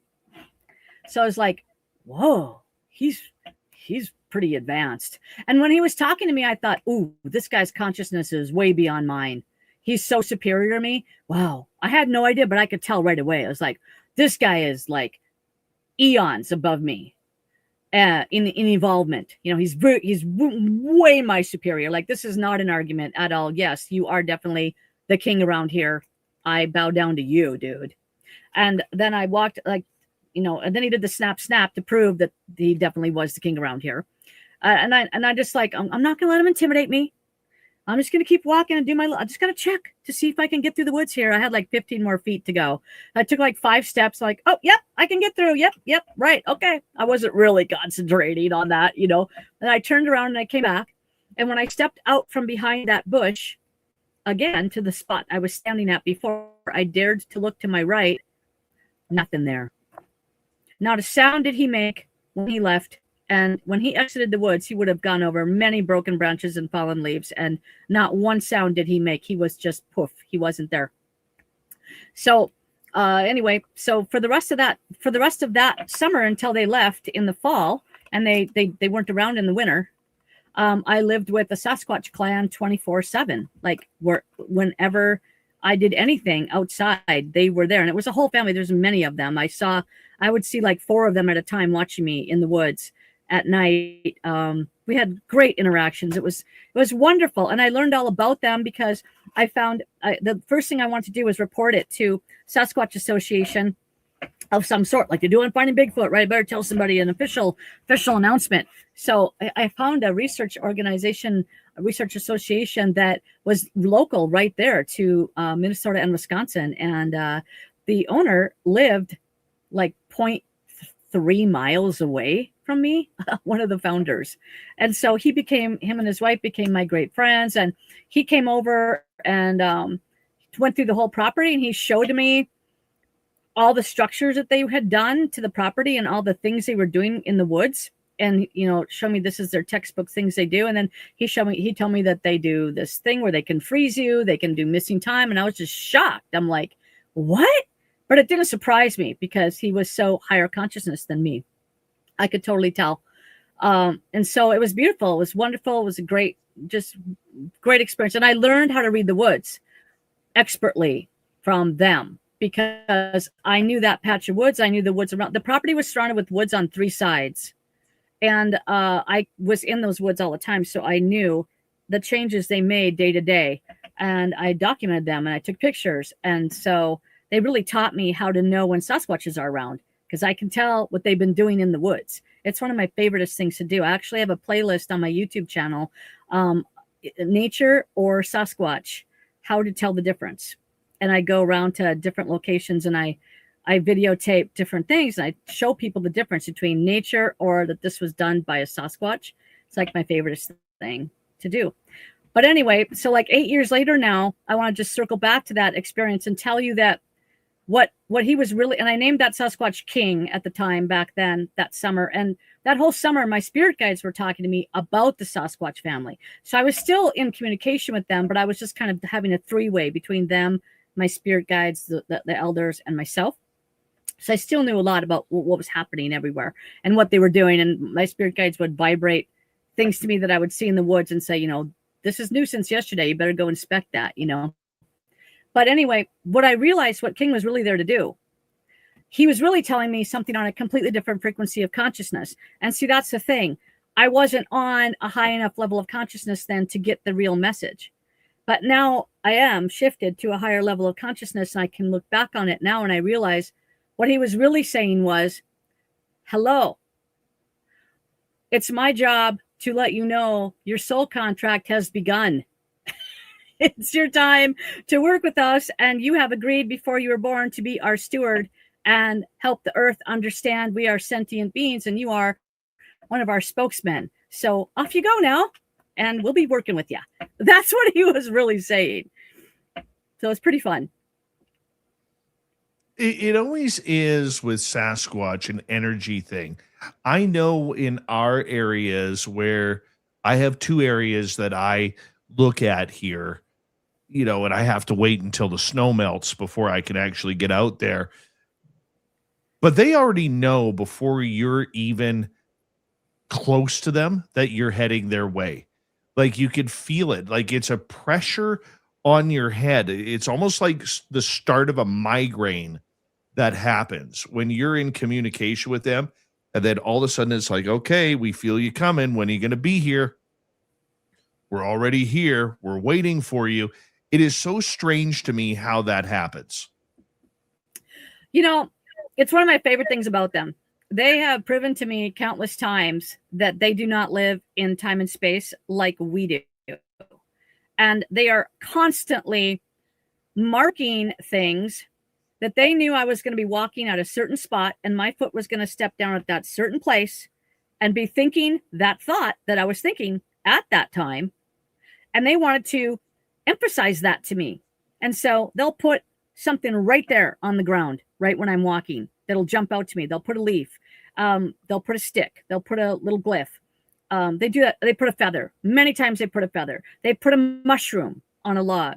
So right when I walk over the log, I see the mushroom when I'm thinking a certain thought. And one time, here's the funniest out of time and space story that I have for you. If you want to hear it. I do. Okay. I had an experience with them in the woods where actually this is the coolest out of time and space thing they've ever done. But they put a folding chair in the woods underneath these big, huge trees, and they had wrapped twigs around it and everything and made kind of like this beautiful place for me to sit and have this grand conversation with them, which I did, which is a whole nother story.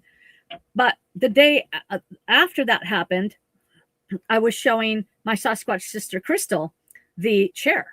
So I took her out to the woods and said, can you believe it? There's a freaking chair. Because I was thinking in my mind, you know, I really like to wait for you guys in the woods and find a place to sit. But, you know, I really don't want to sit on the ground. It'd be really more comfortable if I had a chair. I was thinking if I had a chair to sit on. And I walked around the edge of this big, huge tree, and there was a freaking chair in the middle of the woods sitting right there for me to sit in. So I sat in it and we had a conversation. It was really cool. So then the next day they were around me physically. They let me know they were all around. So that's a whole nother story. But anyway, the next day I was showing this to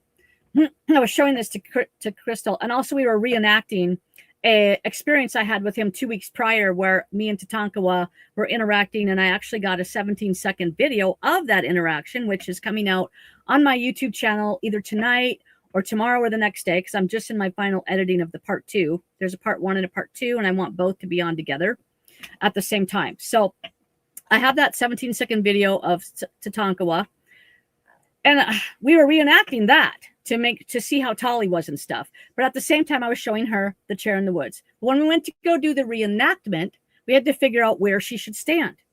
And we had to figure out where I went back to my spot. I knew where I was. I marked exactly where I was and where he was. And I put her in her spot, and she was like, I think maybe I should be down a little bit. I should maybe be a little bit closer, like maybe down there. And I said, well, I don't know. I mean, I kind of think you're good where you are. Okay. And then we went to go look at the chair, came back out from doing the chair. And she goes, you know, I just really think that I should be a little closer. I said, okay, let's just do it again. You go to the second spot and we'll just do it again. Okay. So I'm walking around back to my spot. She's walking to her new place. And she goes, hey, Holly. I said, what? She goes, what is that? And she points to the ground and there's a long yellow line in the snow. I forgot to mention that this was the first day all winter that had snowed out. We just got snow that morning. Started snowing at 9 a.m. in the morning. So it was above light.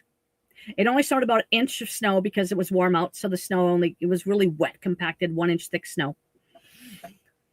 And there was a log that fell down right where she was going to go stand. And here there was a 3-foot stream of urine on the log. And I know urine when I see it because I have horses. I know what it looks like when you pee in the snow and you're a large animal. They're not animals, they're large people. But I went, oh my goodness. I said, well, looks like Tatankawa did that.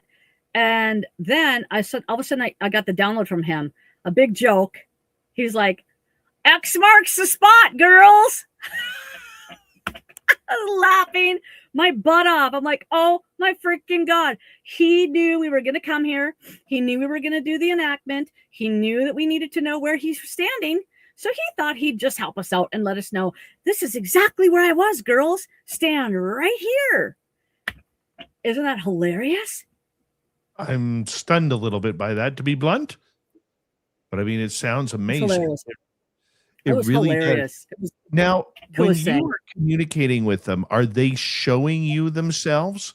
Like, have you seen the I have physical seen body? this Or they? plant. I've seen them countless times. I've seen them. I've worked with them in my first location. I don't even know how many times I saw them there. And then this location, I've had 5 physical interactions with them in the last year and a half since I knew they were here with me at this second place that I live now in Minnesota. I'm in Minnesota now. And so sometimes I see them in person and sometimes I don't. But I can communicate with them whenever I want to. I can ask them a question and tune into them whenever I want to. But if I think about the father and just feel connected to the clan, then they kind of, sometimes they'll collectively just kind of join in with my day for that time when I'm thinking about them and just kind of jump in and start saying extra things. Or if not, the father Tatankawa works with me more directly of the other clan. I have 2 clans here, one at my residence and one over in the rural location where my horses are. And that father of that clan is Tatankawa. And he's the one I have the video of. And so, yeah, physical and non-physical, it's ongoing. Never a dull moment. We're still in the stages at my one site where, for me personally, I know when they're around, but they haven't shown themselves to me. Whereas my research partner, Tim, last year, they were showing him. And in fact, the last time Tim and I went out there, it was like a game of hide and go seek with them. And there were 3 of them. There was a white one, a blonde one, and a cinnamon colored one that Tim had seen. And unfortunately, I kept on, in my typical fashion, I kept looking the opposite direction when they were there. But you know what? It was just entertaining nonetheless. And the feeling of just, gamesmanship. There was no danger feeling or anything like that. No, I love them. They are so loving. They are so loving. They are us. Did you know that we came from them? I don't know if I buy that, but I want to hear your theory. Well, it's not my theory. It's okay. All right. I'll try to say this between the bottom now and the bottom of the hour. If I don't finish, we'll have to carry over. So you got 90 seconds. I asked Tatankawa, the father of this clan, who are you? What are you? Because I was going to be on some interview a year and a half ago where I knew that person asked that to everybody that was on their interview show. And I wanted to be prepared for my answer. And he said to me, in order to know that, you must first know who you are. And I went, okay, that's interesting. And I know that we've had a gene splice 200,000 years ago. Humans had a gene splice happen to us 200,000 years ago. Science has proven that. You can look that up. Greg Braden talks all about that in his show, Missing Links on Gaia. And so I knew that. And so I'm like, okay, that's interesting. Huh. And then about 6 months later, I was listening to Bashar. Are you familiar with who Bashar is? Yes. Okay, I figured you would be, but maybe the listeners aren't, so we'll review. Bashar is an extraterrestrial from the future that works through Daryl Anka. He's been working with him for 40 years. He has a 6-part series on Gaia. Like part 3 is what's the originations of humanity. He goes into great detail. He talks about the Anunnaki came to Earth, needed to mine gold and silver gold for their atmosphere. Couldn't get it done fast enough. Needed to get workers. The hominoids on the planet at that time were belligerent and didn't feel like working for them. So they are genetic experts. So they spliced and made a hybrid between themselves and the hominids on the planet at the time and created us. And the hominids that we were spliced from that were on the planet at the time are the Sasquatches of today. I don't know if they're still the same Sasquatches. They've been genetically modified. We're going to go to break right now. We have Holly Burns until the top of the hour.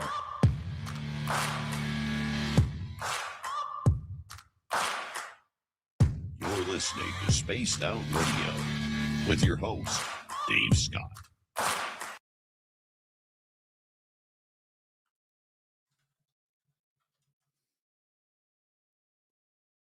All right, we are clear. Yeah, my guys are. It's funny. I could feel them. I've heard their messages before, but for some reason in that one area, and we find prints almost every time we are out there. But I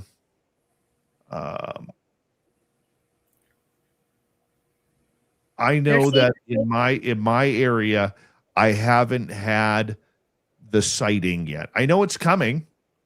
They're saying just go to one place and sit there. That's what I they're do. saying. You're saying you That's have to sit there for like a really, really, really long time. Just sit there and don't go anywhere. Maybe up to 6 hours, they said. Yeah, that's usually what I do. You sit in one spot and don't move and don't get up and go anywhere else for like 3 to 6 hours. You got to get up and stretch your legs and everything. Yeah, but you pretty much just sit in one spot. We are relatively in the same area at our base camp. Now, our base camp, you could maybe, it's very difficult to explain. And I think this year I'm going to take a video of it so that way people understand. But like the Flight 21 area where I investigate, it's very tiny. Like you can turn maybe 2 vehicles around in the place, but you have to play the shifting game with the vehicles in order to do it. The path to get up there is the size of one vehicle. So it's very small in that sense. You know, they said you do a lot of moving around. They said you're in a small area, but you're not just sitting in one spot, totally concentrating on any little movement around you for that entire time. That would be true. That's what they're saying. Well, like he doesn't really just sit in one spot. He's doing stuff in that spot. He's in that spot. Because but if you're turning your body around and you're changing your where you're looking, you can miss them, is what they're saying. You could have your back turned to them for a second, then you're over here grabbing something from the cooler, and then you're going to the bathroom, and then you're sitting down for a while, and you're always aware and looking at the woods, and you're watching for them. But you're not just sitting in one spot. They said you'd probably have more luck seeing them if you just put yourself in one spot so that you would have a hyper sensitivity to any movement. Okay. All around you. That's what they're saying. I'll try that. I have no problem doing that. Pit Snipe Husker, welcome to SOR chat. You might be a Sasquatch. Let's see here. Who else joined us here late here? Tankella, how are you?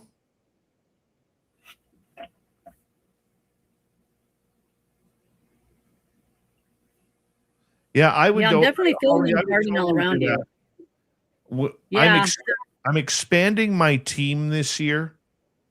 So I am able to train them the way that I want them to be trained, right? Because I got a lot of new people coming out.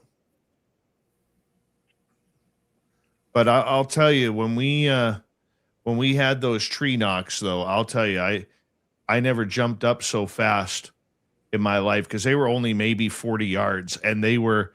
I'm going to use the word violent. I don't mean it that way, but I don't know how else to express it. It was like Mark McGuire taking a baseball bat and hitting a baseball as hard as he could, and it just went bang, bang. Undead Jed, how you doing? And there was 2 shots. We tried to find the tree that he did it. We were in the area. We couldn't find the markings on the tree. And there was trees that were standing trees. Probably checked 40 trees. And we couldn't find the marking. Jerry Lahane, some people think that they don't really knock trees. Could be. I haven't asked them, but I have a friend that said that his Sasquatch clan told them that it's a sound they make. They don't actually hit a tree. But it sure sounds like a tree, doesn't it? Yeah. Yeah. I was looking for the club, couldn't find the club. See, that's All the right, thing. we're coming back I in don't know 5 if- seconds here. So just bear with me.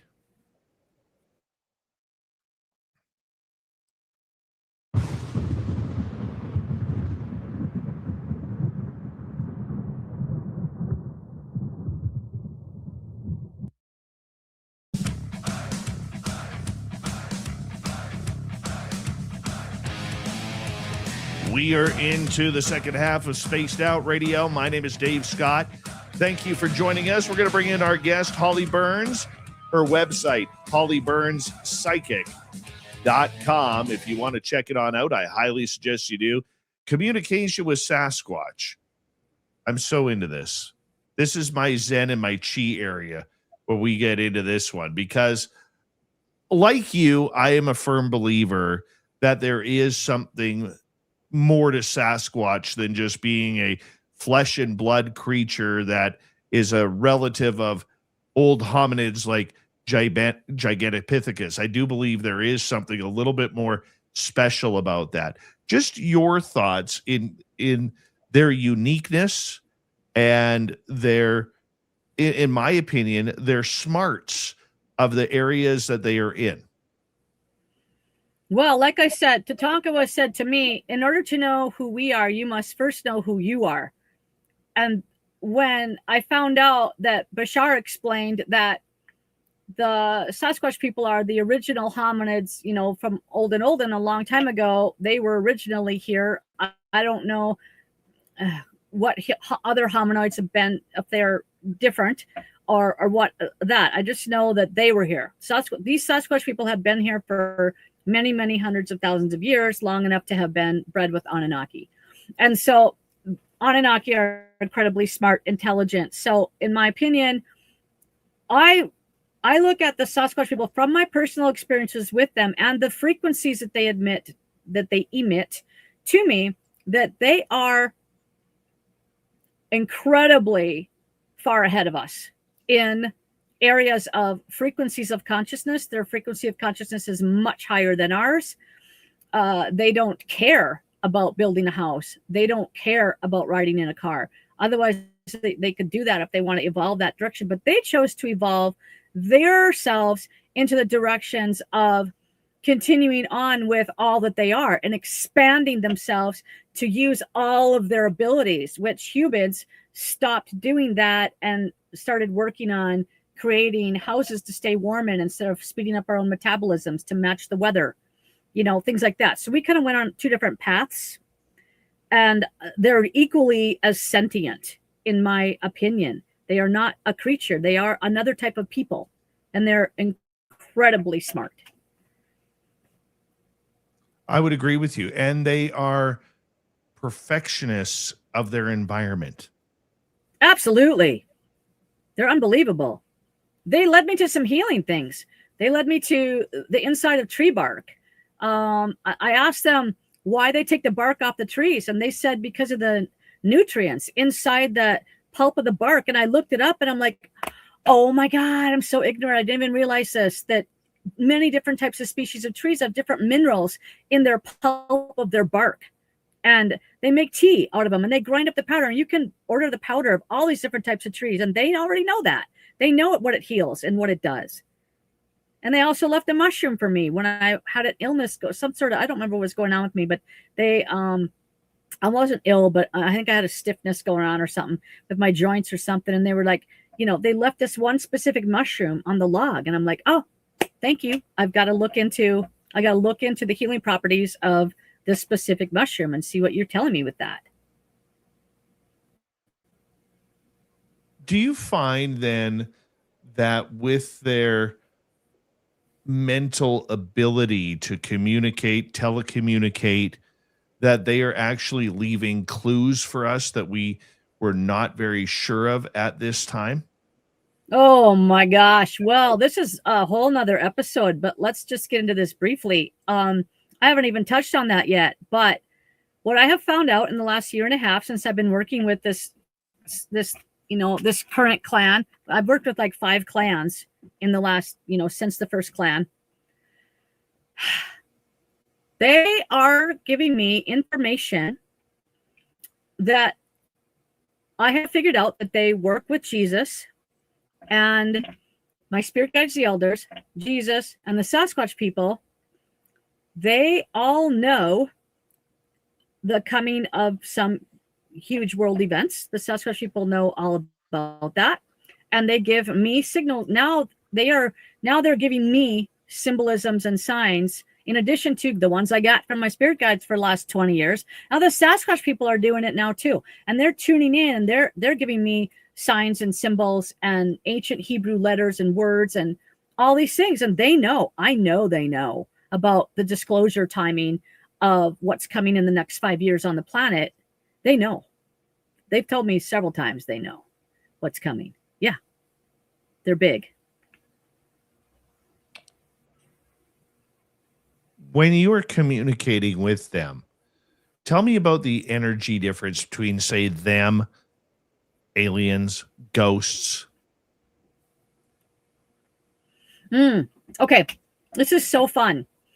Aliens, when I get a human being that comes into my practice that I'm reading and I get into their energy field, I can tell people that have been on other planets for a lot of incarnations called the starseed, or they might have, some sort of hybridization going on. But most of the time, I just feel like they're a starseed and they've been on the other planet a lot of times. And so they have a lot of soul memory because their brains work like a mainframe computer. And so do the aliens. The aliens, the professors' minds, they all work like very, very, they can compute. Their brains compute things really quick and fast.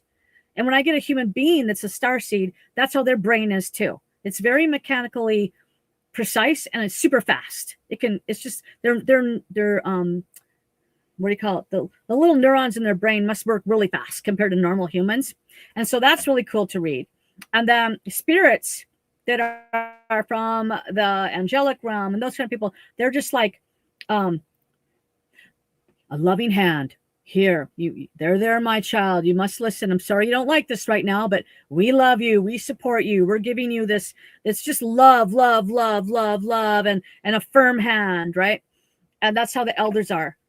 And then Sasquatch people are like, we are a combination of both of those. They're like super love, but they're also got that super preciseness to them too at the same time. Their brains are incredibly precise. So for them to be able to jump in and out of time and not live in time and space, they want me to explain this to you. So the Sasquatch people just want me to explain this to you. They don't have a separation between their higher self and their lower self. So for those listening to the show, the lower self is me. I'm Holly. I'm my lower self. My higher self is the part of Holly that stays non-physical. We don't put all of our energy into our body. We only put like 40 to 60% of our energy into the human incarnation. The rest of us stays non-physical. That part of ourselves is all-knowing. And that's the part that I can talk to in my readings. Well, the Sasquatch, Tatankawa, he has an open line of communication with his higher self and him. It's like the same consciousness. There is no veil of amnesia between him and his higher self. But humans have that. But he doesn't have that. She's shown me way too many times. And I figured that out in the last year, that he does not have that barrier. Does that make sense? I think it makes a lot of sense. I do, because I notice a lot of what you're experiencing with what I'm experiencing in my areas. So my question next for you would be, I've been taught with Sasquatch that you don't go looking for them. You allow them to come to you. Okay. That's what has been worked for me. That's what I've been successful with. It may be a longer process, but when you're dealing with the world's hide and seek champion, they know their environment way better than you ever will. And then if you catch them, it's going to be more happenstance than actually you tracking them down like the big game hunter that you think you are.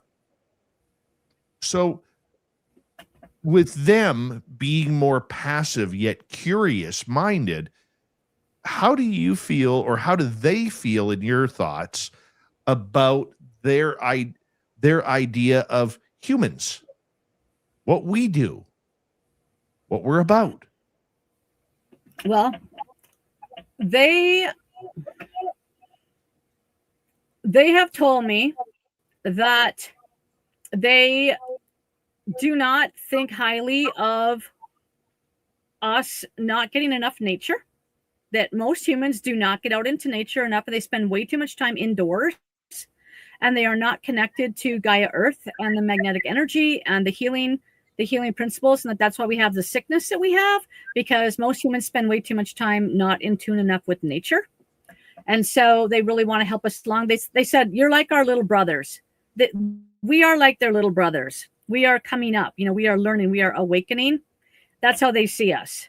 And they said, it's really great that you guys built out those skyscrapers and stuff, but like, they're kind of like, but that's kind of off track. They're like, you're still not awake. You can do all these things, but you still kill each other. You still bomb each other. You're still doing all these barbaric behaviors, they just said. So hopefully that answers your question. I think it does. I think it answers a few questions. Do you think then that we're ever going to actually have, a lack of a better term, a disclosure of Sasquatch? Yep, I do. They're telling me all about it. I've even had a vision of it. I can pretty much tell you it's coming. I would guess 2027 or 2028, maybe 2029, but I'd say between 2020. If I was going to guess, I'd say 2027. It seems like such a close amount of time between now and then, though. But that's what I've been thinking since last year when they started discussing this with me. Yeah. Yep. Big time. It's coming. Big time. I have a friend. I don't know if you know Thom Cantrall is. Who? Thom Cantrall. I've heard the name. He's been working with Sasquatches for like 60 years. He just passed away a couple weeks ago, and him and I and his friends, we all have been, he's been told this for many years. And then I told him that before I even knew he was told this for many years, but he's coming back as a Sasquatch next time. Because, all of us, we could have been Sasquatches before. Like they're not different from us. Our souls all go to the same place when we're not in bodies. That's just an option. So he's coming back as a Sasquatch, and he's going to cross that bridge. He's going to be part of the disclosure because he will remember his life as Thom when he's a Sasquatch. And he's going to help with the world disclosure. It's a big, big destiny that he has over the course of a couple of lifetimes that he's fulfilling his soul plan.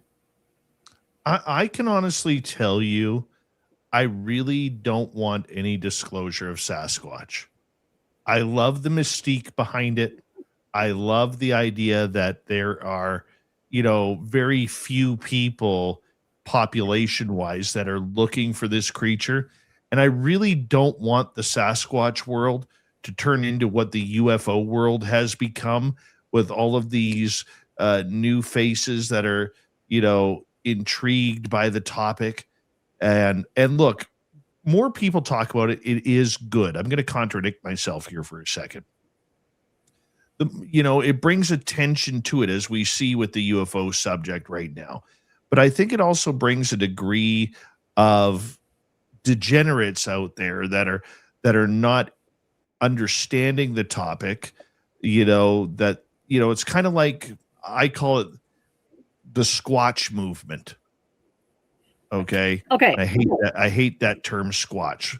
Like it's like listening to Joni Mitchell's Big Yellow Taxi over and over again with that whiny voice that just fingernails on a chalkboard for me. And I like when the television shows came out, they were Squatch this, Squatch that. The one thing that I've learned over time of doing this show is that any researcher who squatches really doesn't do research. Call me a jerk. I don't care. That's just what I've learned from talking to people. And I guess what I'm saying is I don't want it to turn into a game like ufology has. And I think that's what could happen if we were to prove efficiently that Sasquatch is real. Well, You're operating under a vision that is a bit of a false vision there. They were saying to me as you were talking, they said, first of all, we're way too far ahead of the game for it to turn into a circus with us, because they're so smart and they can cloak, they can disappear. They don't have to worry about unawakened people running around looking for them. They're totally not concerned about that at all. And they said it wouldn't happen like that because the disclosure is going to happen in a manner where they will actually be communicating directly with humanity in a physical manner. It's not going to be like, oh, they're really real, and then they're still elusive and they're out in the woods. It's not going to be that kind of disclosure.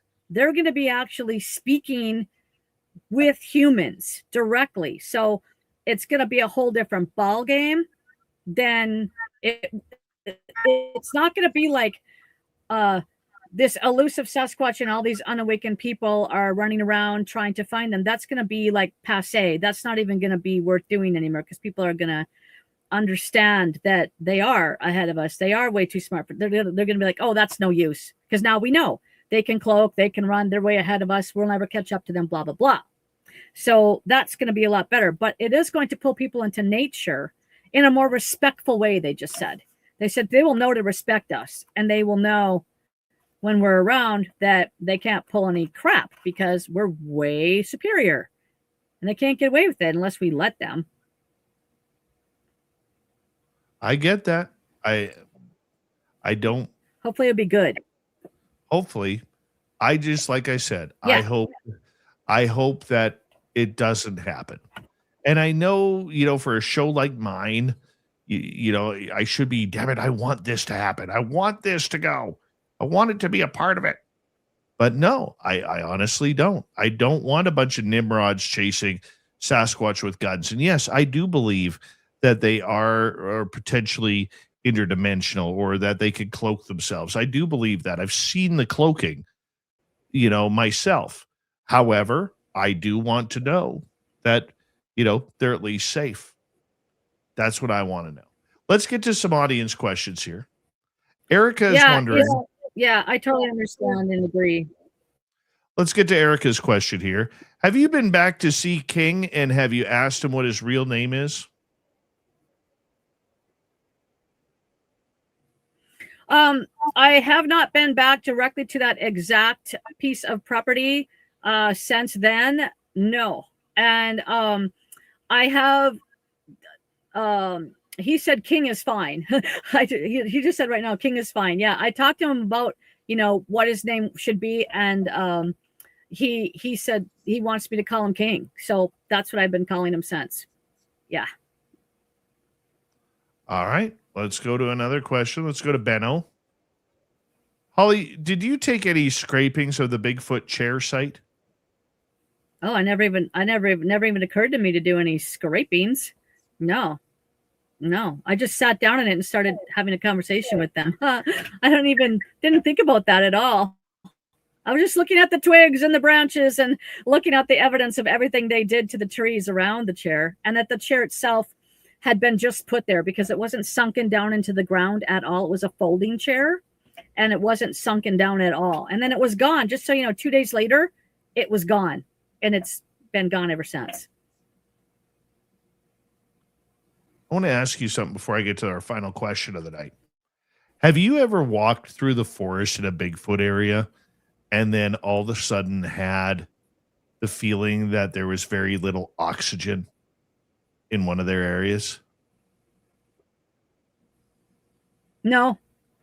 Have you? Happened last year. Happened last year in a meadow, where all of a sudden I'm looking, I'm standing there and I'm thinking, man, I'm finding it hard to breathe. And man, that moss on the ground looks so comfortable. I'd love to just lay down and take a nap in it. And at that exact same time, my partner Tim was going through the exact same thing, except he was thinking it'd be great to have his lawn chair here to have a nap. Wow. And yet when we walked out, which was only about 25 feet away, it was completely normal. That's super cool. Well, they were saying, they were explaining right now that they were compressing the air in that spot that you were in. They were compressing the air right there to make you feel that way. That's what they said. That's nice. They said kind of like a compression chamber. It was very, very weird. Very, cool. very weird. Yeah. I'm glad you're okay. Yeah, it was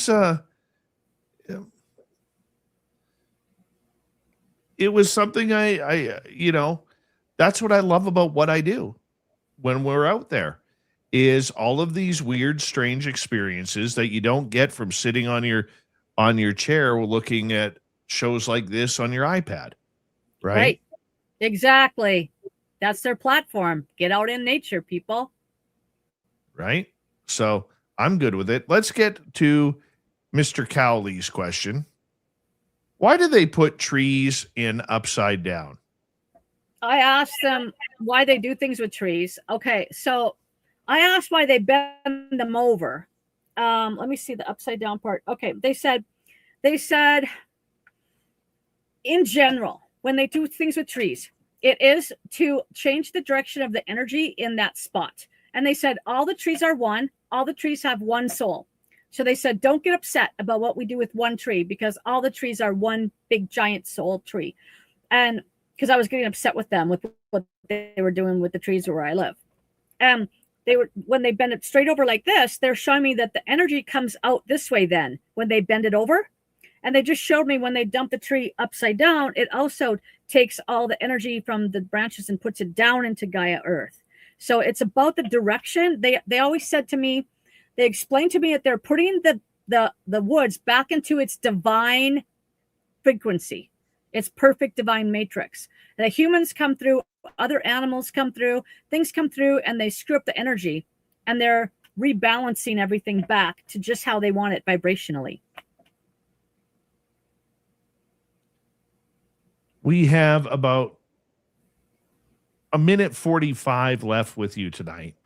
I would love it if you did me the favor and told our audience where they can find your information, where they can find where you're podcasting, where they can find a YouTube channel, what's on your website. Take the time. Sure. My YouTube channel is where I'm building all of my content with my experiences with the Sasquatch people. You can find that at Holly Burns Psychic on YouTube. I've got playlists for my psychic work on there, consciousness coaching playlists, Great Awakening updates, and my Sasquatch playlist as well. So something for everybody on there. And I'm just building that right now. I've been trying to devote more time to that lately. So there's much more coming on that channel. And I'm most active on Facebook under Holly Burns Psychic. I'm somewhat active on Instagram on Holly Burns Psychic, and then you can find me at my website at hollyburnspsychic.com. It has been an absolute pleasure having you on the show tonight, and your energy is totally infectious. I'm going to give you a thumbs up for that. Okay, 2 thumbs up. And I appreciate you sharing your knowledge on your quest, and good luck to you. I mean, as things start to warm up here, now that the time change has happened, now that we are making our way into spring and all of our favorite cryptid creatures and aliens and ghosts start to warm up and get more active, I hope you have a very successful year coming up here. Thank you. You too. Thank you for having me. Coming up next on Spaced Out Radio, we're going to head to the swamp. And then after the swamp, Grantavius Maximus, Grant Baker from UFO Max, will be here with the UFO Report. Lots of good stories coming up for Hour 3. You're listening to Spaced Out Radio with your host, Dave Scott.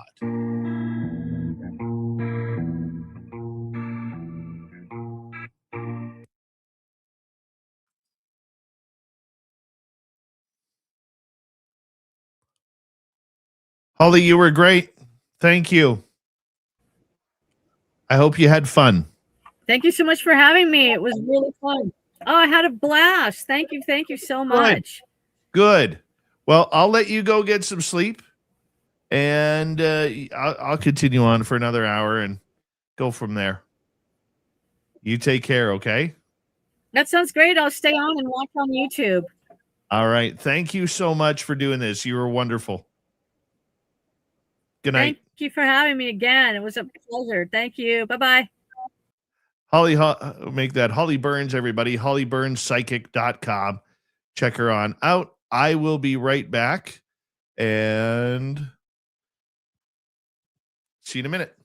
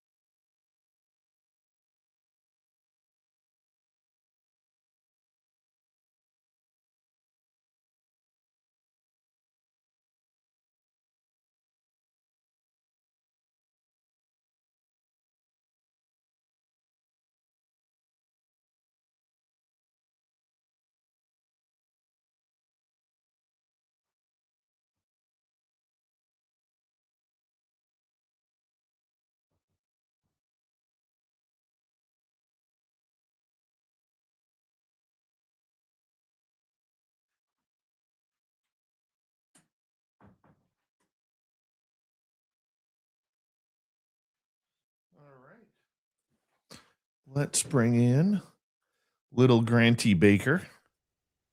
There he is. How you doing, buddy? Good. How you doing, brother? Good. Thanks for taking one for the team tonight. Oh, I was planning on being here. I just had a little bit of a bumpy start for the day. No big deal. Children, uh, uh, middle teens children. Right? Dad's obviously not as smart as he is. So, you know how it is. Well, Yeah. that's what you get. Oh, yeah. He's a That's good what kid. you get. It's not that cold up here right now, to be blunt. Let's do a quick temperature look. Right now, it is 18 Fahrenheit, -8 Celsius. So it's like hoodie weather. Hoodie weather. Thank you tonight to Deborah Rooney ×2, T-Bone, and Kitty for the super chats. We greatly appreciate your love and support. Shop at our Spaced Out Radio store. We do not have ugly swag, people. No ugly swag. So make sure you check it on out. And here we go.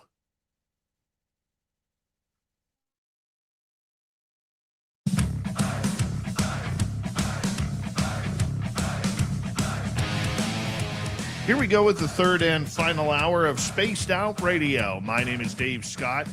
Always appreciate you tuning us on in wherever you are on this beautiful planet we call Earth. Hello to everyone listening in on our terrestrial affiliates around North America, digitally on every major podcast network. Our website, spacedoutradio.com. We have a plethora of features for you. Rock out to Bumblefoot, read the news wire, check out our swag as well. You can follow us on X at Spaced Out Radio, Instagram at Spaced Out Radio Show, and on Patreon in the Space Travelers Club. The Desert Clam has set the password for tonight in the SOR Space Travelers Club. It is Latificate. Latificate is your password. Use it wisely, Space Travelers, as the Clam sets the password each and every night right here on Spaced Out Radio. Let's head to the swamp. Hello and welcome to Spaced Out Radio's Swamp. I'm Swamp Dweller, and tonight I'm going to take you on a mystic journey of the unknown, sharing tales of monsters, legends, and nightmares. Welcome to the Spaced Out Radio Swamp. In the fall of 1998, I went to Somerset, Vermont to go camping along the Somerset River and maybe do a little hunting. There's a forest road that runs up to an airfield with free dispersed campsites. It was first come, first serve, and in summertime it would be packed with kids partying and living their best lives. Still, my girlfriend and I planned this trip in the fall because the fall leaves in Vermont are something special to see, and we knew the campground would be empty in the middle of the work week during the off-season. I set up our tent and we walked around the woods, down to the river, and just enjoyed the season's natural beauty. Eventually, we lay in the tent, talking as the sun went down, and drifted off to sleep. The next day, I planned on waking up early and trying to bag some quail. Sometime in the night, though, I woke up to two voices outside of our tent. It sounded like two men whispering to each other, but it wasn't English. I couldn't quite distinguish what they were saying, but distinctly I heard two male voices. Suddenly, there was a long, low whistle from off in the distance, and I heard one of the men click in acknowledgement. Everything went pretty quiet after that. I did wait until sunrise and went outside the tent and looked around. I didn't see anyone. My heart was pounding in my chest, and I was wide awake at this point. I woke my girlfriend up, and we left. I still wonder what those guys were doing, where they came from, and why they were so close to our campsite using whistling and clicking noises only, and some strange language that I'm pretty sure is not Spanish or anything else. The Somerset campground is far off the beaten path. I didn't hear or see any signs of a vehicle. So I decided not to go hunting because I was kind of freaked out if these people would be hanging around in the trees somewhere. Rural Vermont has a lot of strange legends and folklore. Years after this happened, I learned about the Bennington Triangle and the disappearances of people in the 1950s. I left that state and joined the army a few months later. I've only been back to Vermont a few times since that, but I've yet to camp or hunt there again. Thank you, Swampy, for a short but sweet story tonight. If you want more just like that, head on over to YouTube, type in Swamp Dweller, hit subscribe, ring that bell. Thousands of stories for you to listen to each and every night. From the swamp to the stars, time for the UFO report. Let's head to UFO Max. Staring at the stars tonight, signal shining in the sky. Grant's got the stories breaking through. What's hidden now comes into view. From distant lights to secret files, mystery stretched for miles and miles. Latest news, the truth revealed. Every signal slowly peeled. So tune in close, don't miss the facts. UFO Max, we've got your back. Spaced Out Radio. All night long, where the unknown becomes a song. All right, Grantavius Max, it is good to have you here, Grant Baker. How you feeling, buddy? Doing pretty good. Thank you so much. And I'm telling you what, that's the second time I've heard that song, and I absolutely love it. It works for you. It totally works for you. Oh, it's amazing. I really appreciate the love and support there. That's I'm gonna have to show the kids. They're gonna be super happy to see that. How's your broken leg feeling? You know what? Last couple of days it's been flaring up just a hair on me. I got another 10-ish days before they take the cast off, put me in a boot, and then they're gonna tell me to go ahead and walk on out the door. So we'll see how that works. Oh, geez, man. That You know- is, I don't envy you on that. I really don't. No. For anybody that has broken an ankle, I've done this is the second time, so I'm pretty adept at it now. And you have a weakness right when you first get into that boot, and a nervousness too, because you literally just destroyed it and you don't want to do it again. And it's a little unstable, a little uncertain, but this too shall pass. I hear you. Have you been following this story about General Neil McCaslin? I have not. Let's hear it. Oh, man, this is a weird one. So for people who don't know, General Neil McCaslin was somebody who, when he served in the military, allegedly was in the WikiLeaks emails that were leaked about Tom DeLonge and John Podesta about UFOs. And on February 27th, he vanished. What? He absolutely vanished. So he's retired from the military. Okay, he was a major general in the Air Force with vast institutional knowledge about UFOs. And now people are wondering what's happened to him. So General William Neil McCaslin, he went by Neil, 68 years old, was reported missing after leaving his Albuquerque, New Mexico home on foot, according to local authorities who have teamed up with the FBI to find the former military official.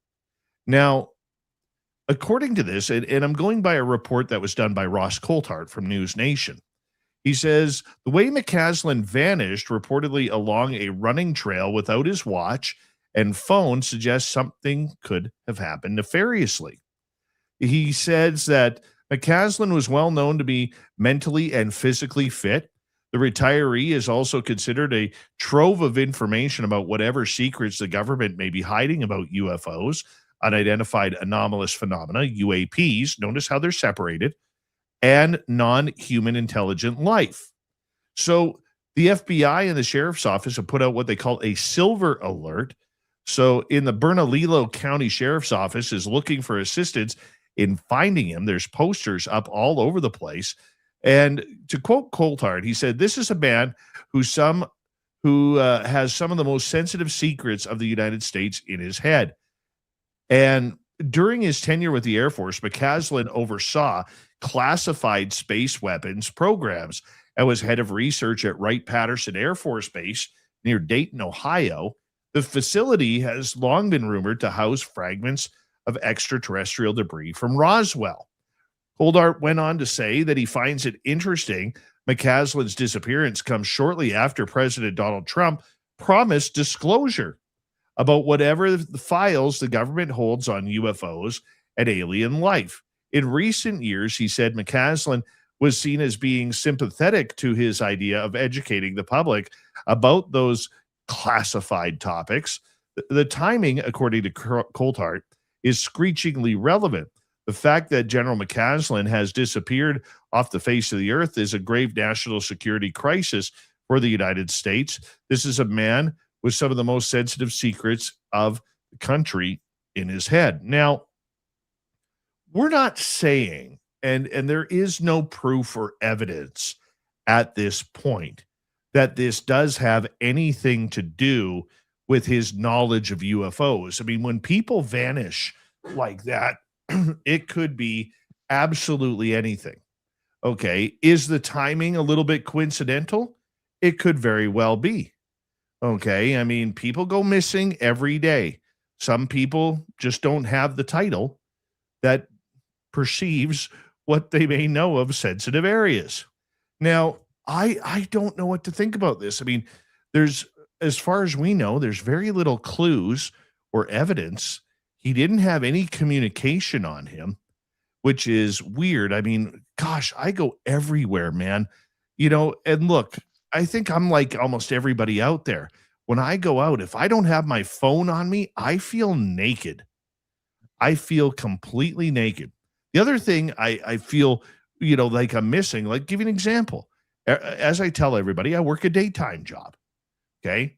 Today in my desk at my daytime job, I left my house keys and my wallet there. I thought they were in my jacket, but they weren't. And I look at that and I think, how do I feel right now without that there? I feel like a part of me is missing because my wallet goes everywhere with me. My keys go everywhere with me.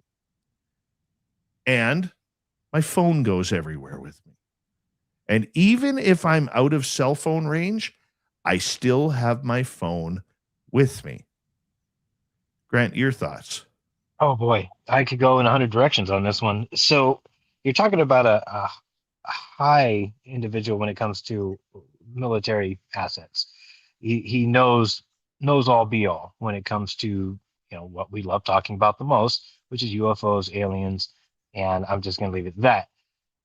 When you leave your phone and your watch, they made a point to say your watch. Now, most people nowadays are wearing electronic devices, whether it be an Apple Watch or a Samsung or Garmin or something, a digital device, most times that would be able to keep tabs on you. The fact that anything that was digital was left behind and he went on foot doesn't tell me that he's missing on accident. That tells me that he's done something. And, when you have these type of secrets and you have the new straight from the head and the horse's mouth, so to speak, when it comes to Trump saying, hey, we want everything out there. And you got Hegseth and all that, in the Pentagon trying to get everything together and all the flood of sightings that are coming in right now. It's a perfect time for him to just be like, this is going to get a little too woo for me or a little too crazy, and time for him to go into hiding.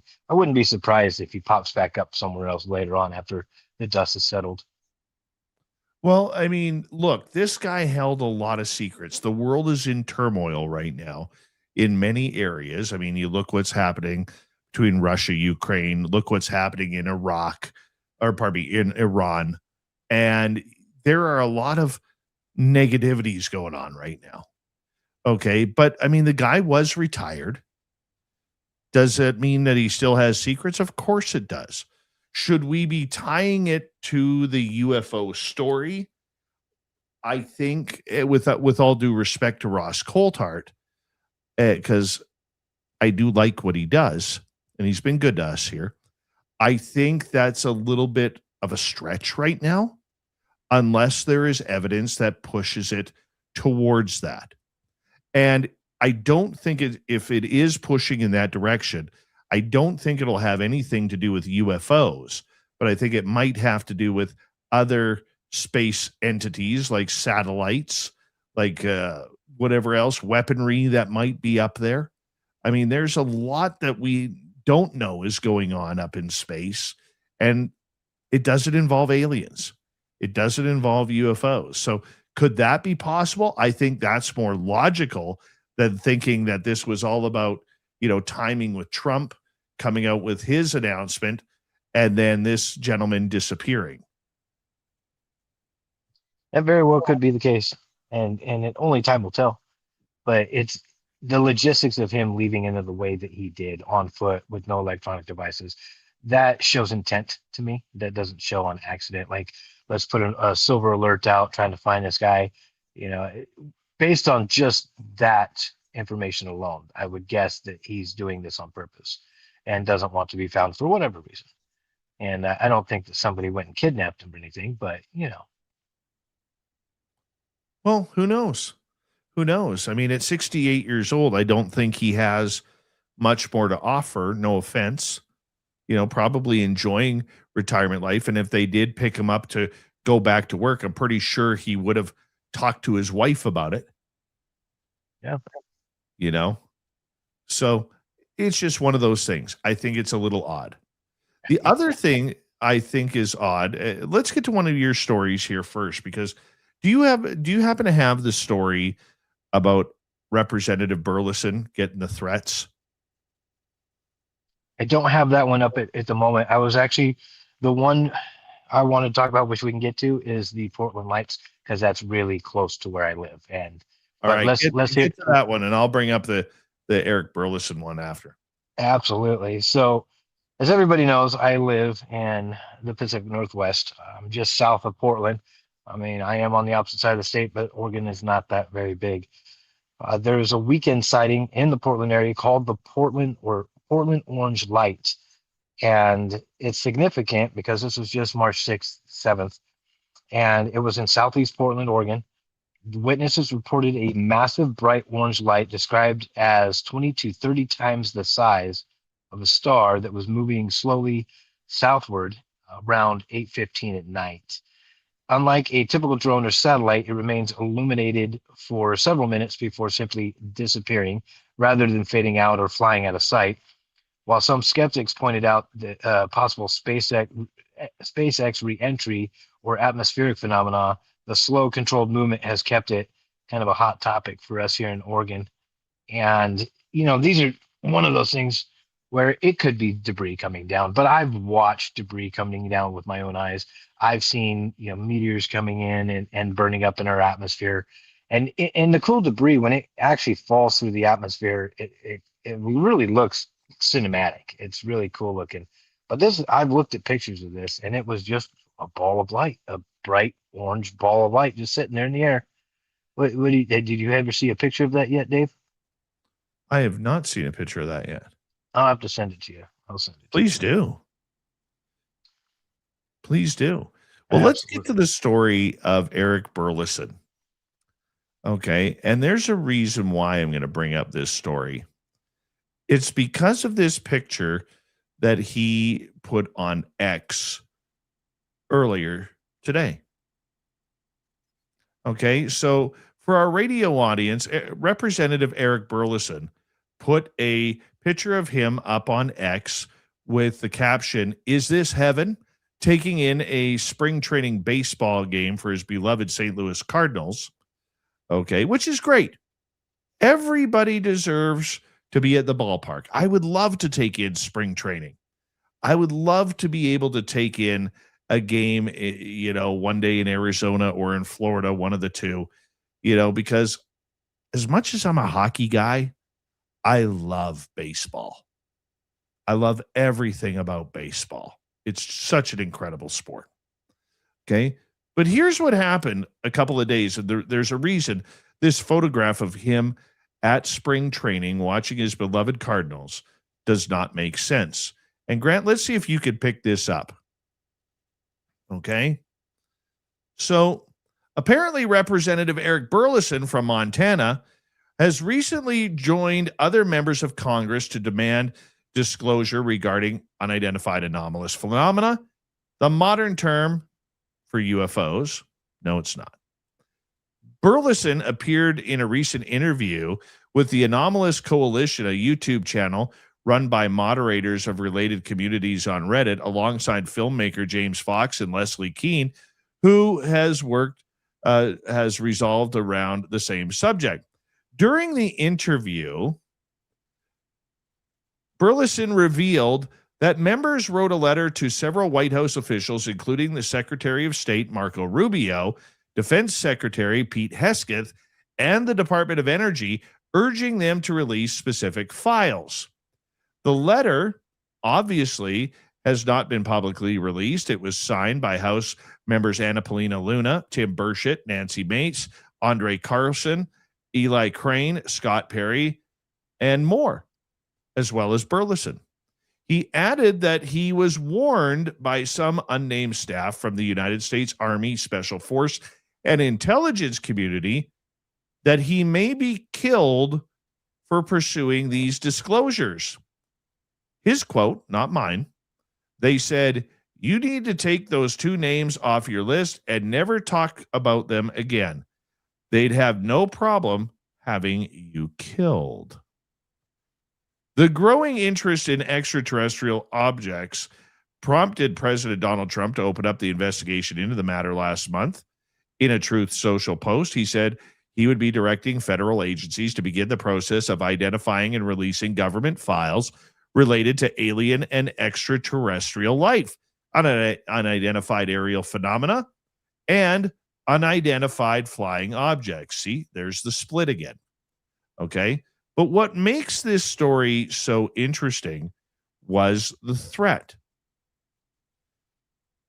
If you are leading the disclosure process, as we got about 2.5 minutes to go, and you are being threatened that somebody is going to take you out for talking about UFOs, do you really go in public to a ball game? No. I mean, might be your safest bet, actually. There's a lot of people there. But I mean, realistically, that's so crazy. That they're threatening him with his life. And that just blows me away that is even happening right now.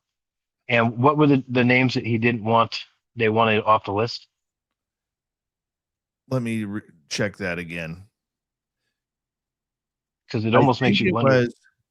He added that some unnamed staff. It really doesn't say which names were on the list because the letter hasn't been publicly released. Right? So that was his quote, that they said you need to take those two names off your list. So I'm not sure what names he's talking about. I think it's kind of irrelevant right now. But what is relevant is the fact that here he is claiming death threats. And look, I understand politicians, much like athletes, much like movie stars, rock stars, every day there are psychotic people out there threatening them.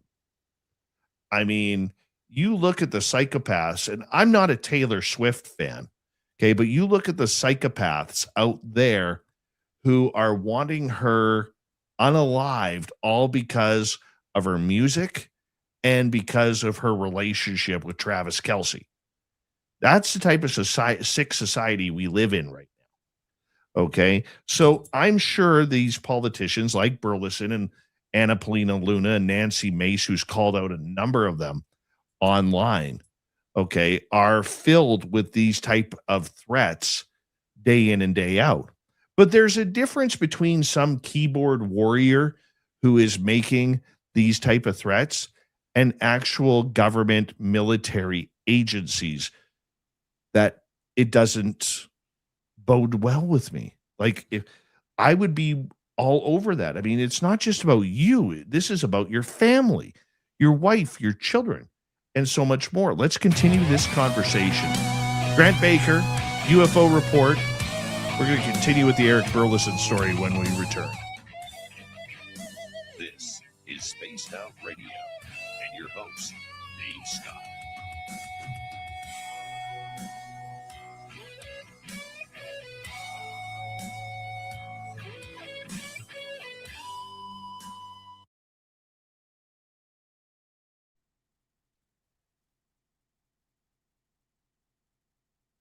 All right, we're clear.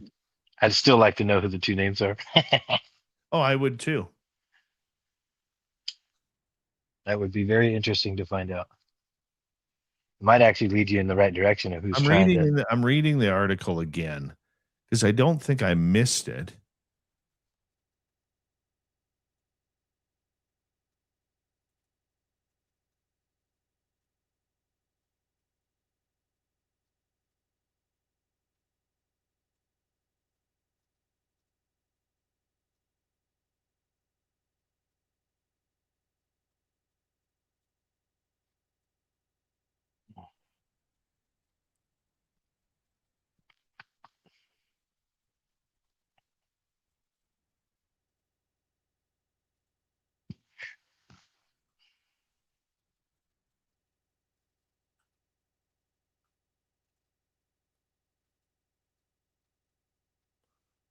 Why is this not playing sound? It's because I'm on the wrong.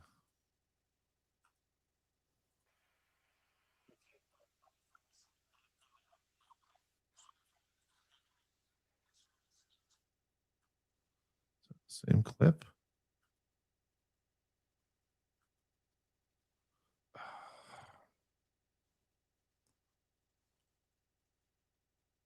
Yeah, I'm trying to look it up too, and I don't see that it says anything. No, I don't think he's saying the names. Okay. The only thing it says here is Burleson, his stance on the threat to life is a tactic used by a shadow government to prevent the disclosure of names and locations related to non-human intelligence. Yeah. My computer's just playing games with this right now. Yeah. Okay. I'll play the clip when we return, so that way people can hear it from him. I think that's the only fair way to do it. Okay. You ready, bud? I'm ready. What, are you practicing your own tattoos now? Oh, dude, I bought this mask for my son off of, I don't remember what it was, Temu or something like that. One of those Chinese sites, and you get like 3 gifts for a penny. And so I bought this and like 2 other things. The mask came back broken, so they literally refunded me the money for the mask, and I got a tattoo kit for a penny. Couldn't believe it, and it works. KAJ sounds cage. I don't know what CAJ means. I do not know, nor is it my place to ask. So I just make it cage cat. It works for me.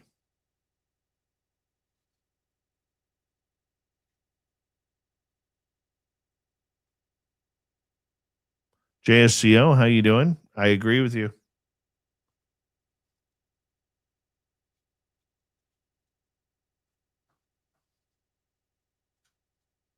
We got about $1.30 left, Grant. Perfect. It's her bar. You have a bar? Are we invited? I don't know.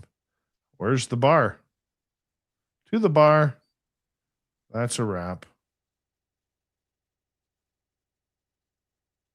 I don't remember last time I went to a bar. Yeah.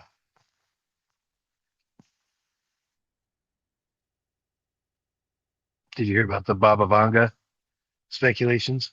No. Hold on one second here. We want to welcome in number 24 in your program tonight, starting at right wing from Stockholm, Sweden, Lars Jansson. There he is. Thank you tonight to Deborah Rooney ×2, T-Bone, and Kitty Cattywack with the great super chats. I really appreciate your love and support, everybody. Thank you very much. Shop at our Spaced Out Radio store. We do not have ugly swag, people. No ugly swag. So make sure you check it on out. And We're coming back in 20 seconds. So 20 seconds. 15. 10. 5.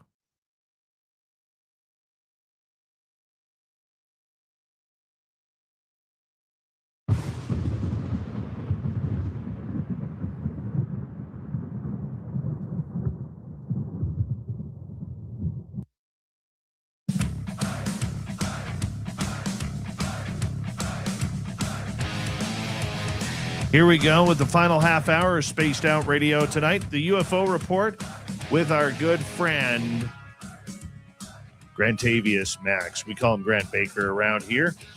And we are continuing on talking about the Representative Eric Burleson story where he was threatened. So, Grant, what I'm going to do here for our audience is I found the audio during the break, and I'm going to share the audio with our audience just to see, just so they can hear it.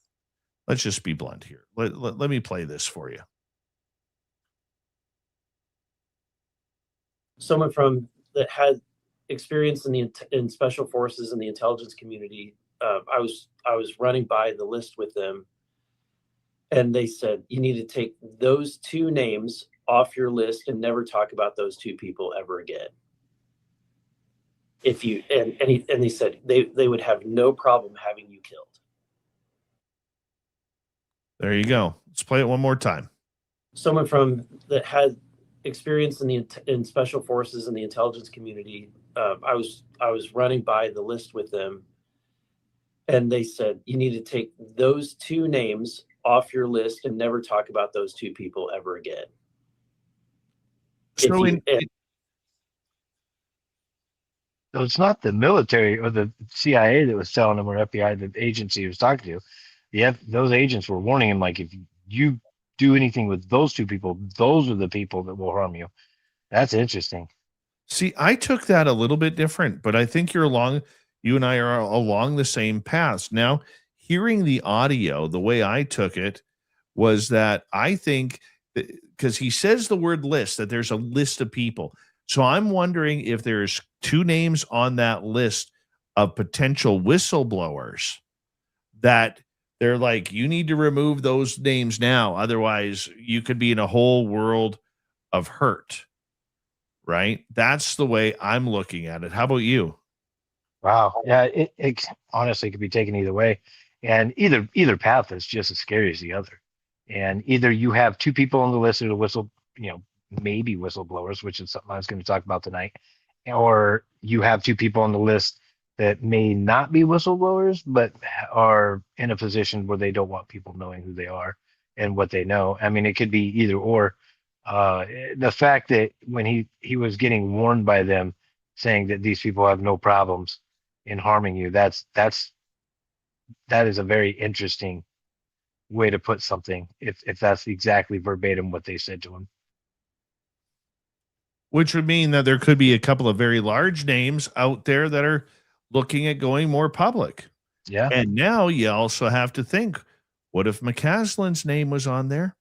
Not to play conspiracy theorist, but what if his name was on there?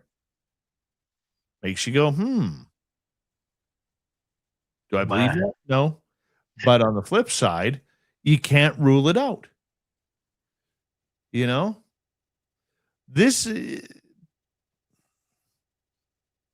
How do I formulate this? Sometimes I don't brain very well as a radio show host. If this is true, that he was forewarned by that, was it a philosophical warning or was it a direct warning? Because remember, we're hearing it secondhand from the person who is allegedly threatened. Okay. I could come up to you, Grant. Let's say all of a sudden you start saying things about what I know about UFOs, and I say I'm on the inside. I could come up to you and say, hey, if I were you, Grant, I'd really stop doing that. It would not be good for your health. Yeah, and then for more dramaticism, to make something more dramatic and more catchy, kind of like a really good thumbnail. When you go public and talk like he's talking right now, you just add that little bit of flair to it, because you might be onto something, because the way he hesitated between saying don't talk about those two people, and almost as an afterthought added in the next part, you might got it on the head there. I'm just saying. Yeah. It could be many things. It could be very much many things. So who knows? Who really knows, my friend? Absolutely. It is something to watch, though. What do you got for us?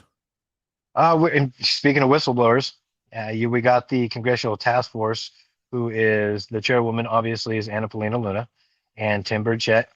They spent the weekend preparing for a new round of hearings, which I'm excited to watch, as I'm well aware everybody else is probably excited to watch it.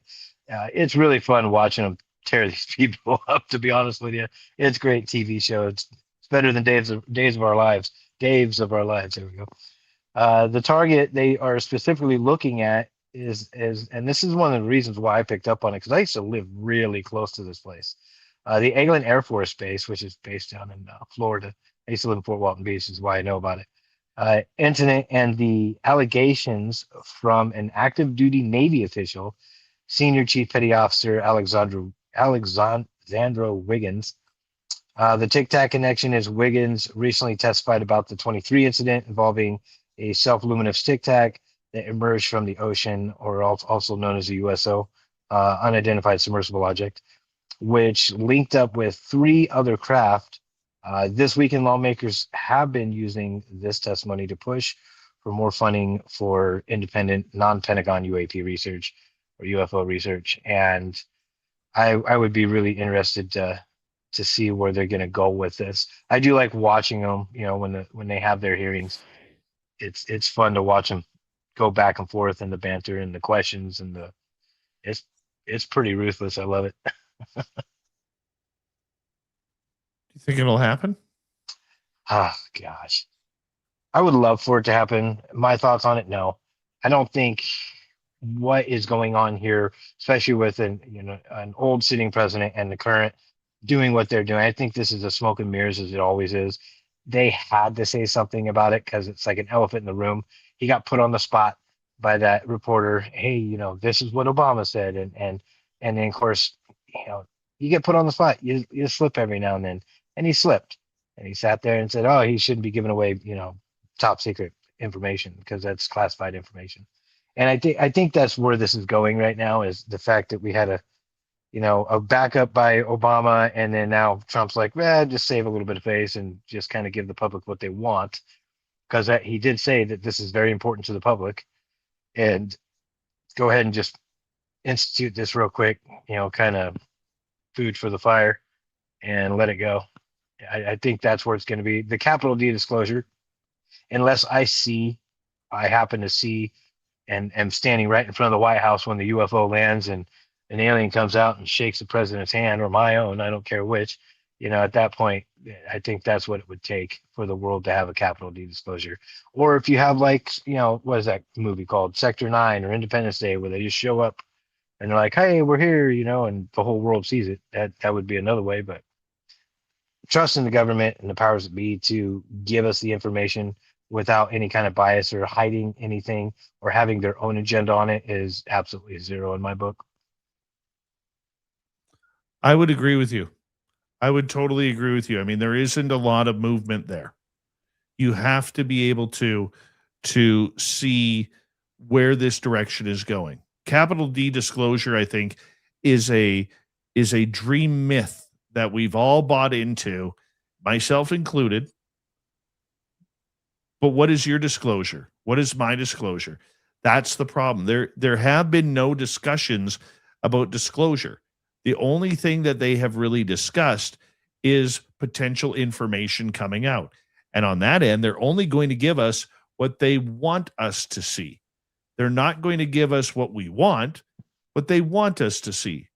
And this is where you get into the long debate that, Grant, I've taken heat for over the years between UAP and UFOs. And if you look at all of these people writing about it or talking about it now, they are separating the two. They are separating the two. So with that in mind, are we getting UAP disclosure, which is going to be balloons, drones, more drones, and even more drones?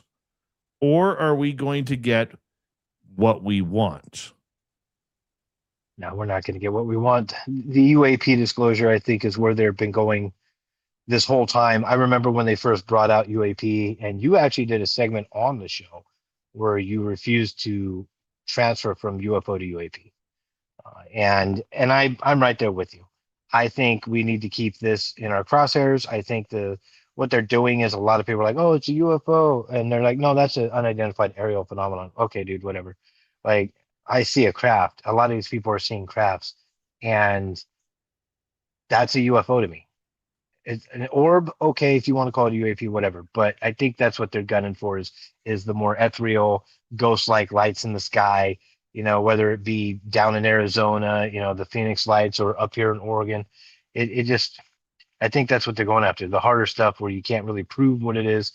And it's, oh yeah, no, this is just a balloon, or no, that's a one of those fire lanterns for Chinese New Year because that just happened, and whatever. They're gonna go whatever path they can to dilute the waters, muddy the waters, so to speak. Very cool. I agree. I totally agree. So my question is, at what point do we start drawing the battle lines to this? At what point do we start? I mean, are we still, in your opinion, far away from actually setting the tone for what disclosure actually is? I think the hard line is already in the sand, and we're on one side of it and they're on the other. And we're just, no one's given an inch. We know what we want for capital D disclosure. They know what we want for capital D disclosure. We don't know what they have, and they do. So realistically, they hold the cards at the moment. And, the United States is a funny little country where we like to weaponize everything. And so if it has any type of technology, whether it's, I mean, come on, they think Velcro and all this other stuff came from crashed UFOs, which it could have. And that's just stuff that they used as NASA. Well, realistically, they're not holding the good stuff. They're holding the good stuff. They're not giving the good stuff. Excuse me. And I believe that's all it boils down to is money, weaponization, knowledge, and they're just going to keep leading us along with the breadcrumbs until we finally have had enough. But I mean, even then, how are we going to force their hand? You can't, because I think the big secret on this one, Grant, and we could do 3 hours on this, is who is pulling the puppet strings. Is it the military industrial complex? Is it the military organizations themselves? Is it the government? Who is it? Is it some shadow government that we all dream of that is there, that we all want to believe is there? Because let's face it, presidents are just on a term limit, and I think when we get down to it, I think, it could be all of the above. It could be none of the above, or maybe one or two. So who sets the tone for disclosure? Yes, we have Anna Paulina Luna's conspiracy club that is allegedly going over this, but they don't have the power to subpoena people. And until they are given that power fully, we're going to continue in this kangaroo court of information of eyewitnesses that they call whistleblowers. And, I do believe some of them are whistleblowers, but I believe the majority of them that we've heard from so far are eyewitnesses to strange occurrences. What more do we need? When are they going to go after the big dogs? Here's what I think, and we all have to question this in the UFO world, Grant. Give me your top 3 of who you want on the stand. Who would be your top 3? On the stand of, let's say, in the congressional hearings, because we don't need any more eyewitnesses. Okay. We need actual people of power to talk about this and to try and get the evidence out. Who's on So- your list? Top three. There probably one of them is going to be someone that we don't even know about. Maybe a general somewhere.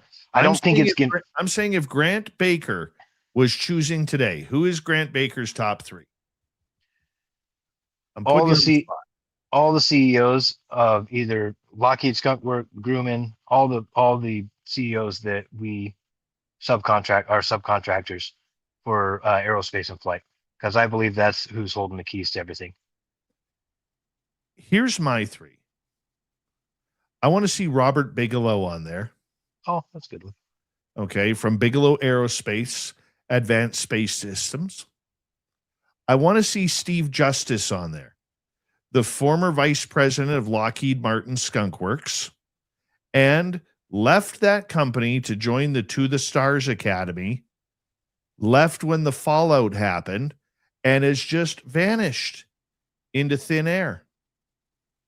My third one that I want to see is Chris Mellon, who has been invited to speak to Congress before, but a vacation with his family was more important. And that's because there is no power to subpoena. Those would be my big three right now. We've heard from all the other guys. We've heard from Elizondo. We've heard from Grush. We've heard from George Knapp. Okay. Who's next? I don't think Mellon's it's a good Avi one. Loeb. I don't think it's why is his name Gary from Stanford? Gary Nolan. I don't think it's Gary Nolan. I don't think there's another journalist out there that could do it outside of Knapp, unless Art Bell was around. That would have been cool, right? I don't think it's Eric Davis, right? There is a lot of people out there, man, that if you're going to get to this story, it really needs to have people from power. Bigelow had the contract with ATIP. Okay. He also had the contract, if people don't know this, but he had the contract with the FAA.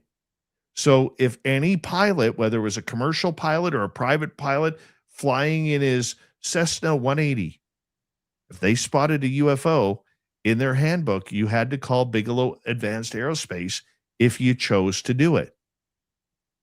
Okay. Bigelow infiltrated MUFON. That's still an unknown topic that we know what happened, but we don't know the details. Chris Mellon was Deputy Secretary of Defense and Intelligence. He needs to be there.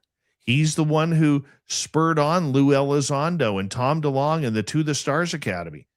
Where is this multi-millionaire who held very important positions in intelligence and worked for a couple of presidents? He needs to be there. And once again, since Steve Justice left To the Stars Academy, no one's heard from him since. But those would be my three choices of having on that list. Never mind Hal Puthoff or Jim Semivan, if I had a fourth or fifth. Right? Those are good ones. I don't know the Chris Mellon. He's already come out before. He went on one of the longest talk shows you could go on, long format, and had a very deep conversation about it and was very open about it. He didn't give away national secrets, but and this is about the time when Commander David Fravor started saying stuff too, quite a few years ago. And so I watched it, I listened to it, and he speaks very precisely about it. When someone's very not, you find somebody like you get a salesman, and you can tell a good salesman by the confidence. And this guy exuded confidence of what he was talking about. It wasn't like, oh, I just know this. It's like, I know this. And yeah, that's a very good one. I would, if I could change up, because I just want to know all the, the subcontractors that we got out there. I want to see what they got in their hangars. But yeah, good job. Well, I would like to see it happen because there's a difference between going on a Joe Rogan podcast or a UFO podcast, and there's a difference between going into Congress. But Congress also has to sharpen up their questions. If they're going to be doing more hearings, they need to sharpen up their questions and be more direct. Just like they are if they're going after, somebody in the oil field industry, or if they're going after somebody in the automotive industry. Be more direct with the questions. Know your topic. Okay. Be more direct. Where are these hiding? Who has them? Okay. And the days of I can tell you in a skiff need to be over. Otherwise, the kangaroo courts of these hearings are going to produce good content for what we do, but for the public, seeing another 1950s type video that was filmed with rabbit ears and tinfoil on those rabbit ears is not going to do the trick. People are beyond that now. If you want to lose the public and the support you've gained for this topic, you have to bring something to the table. Your Congress. Maybe I'm overreacting here. I don't think so. No. But we'll see where it goes. Because if the hearings continue the way they are, we're getting nothing. I'm that guy right now. As we end this show, Grant, I'm that guy. Thank you, buddy, for coming back on Spaced Out Radio. It is always a pleasure to have you here. I appreciate you, my man. Thank you for having me. And I'll see you in a couple days. And I know you're struggling because you're in a lot of pain right now and you're putting on a brave smile. But you know what? We're going to send you some love tonight, man. All of us in Spaced Out Radio Land are going to send you some love. And there it is right there. And we love you, buddy. As we say goodnight to Grant and hello to Mr. Ron Bumblefoot Thal. Rocket in the background with Little Brother is watching. Bumblefoot is the official music of Spaced Out Radio, rocking us in and out of every single show. Get your horns up for the guitar god himself. Special thanks to everybody listening in at work, at home, in your cars, wherever you may be. Thank you to everyone in our chat rooms tonight. YouTube, Twitch, Elga, Facebook, Spreaker, LinkedIn, Space Travelers Club, and on X at hashtag Spaced Out Radio.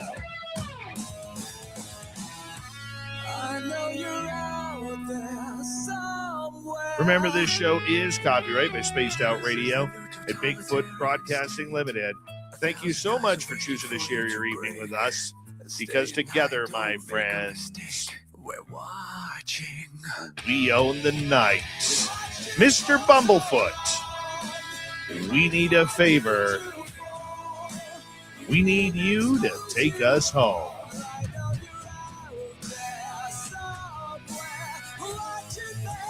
Yes, the Woo train has docked for the night, but soon, my friends, we shall ride again. Your seats are always available. Your tickets never expire. And if you want to bring a friend, we've got room for them too. Good night, everybody.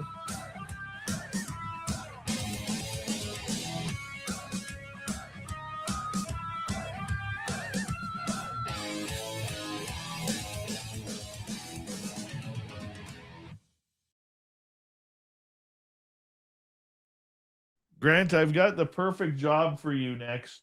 What's that? It's been popping up in my reel feed for a while here, and I was thinking before the show this would be perfect for you. I want to see you do one of those. What the hell do they call them? One of those. Hold on. Discard. Big. I want to see you do one of those Red Bull go-kart things where they drive down the hill and everything. I think I finally figured that out, man. Most of the people who make those go-karts, they're worried about the outside. They're not worried about the actual inside. And they're using like bicycle wheels. Yep. That cannot grip the road with that weight and that everything. Yeah, Right. they put these things together with like angle aluminum where everything is gonna break. The bicycle wheels, you got two dudes. I think there's supposed to be two people on board at all times, and then they go down the track and do jumps and corners, and every one of them biffs it, and it just destroys it. Yeah, I would love to do that. Me and my kids love watching that stuff. I think you'd be good at it, man. You know, but you got to use like a wide tire, like a lawnmower tire. You know what I'm saying? Oh yeah, there might be rules to it. They might have a get specific away with a set. lawnmower tire because it's the ones with the wider wheelbase that usually do better. Yeah, and lower center of gravity. Wider, but I mean, it's funny. I could totally see me doing that too. Actually, now that you say that. Right on. Oh gosh. Trying to hold this thing up, it hurts.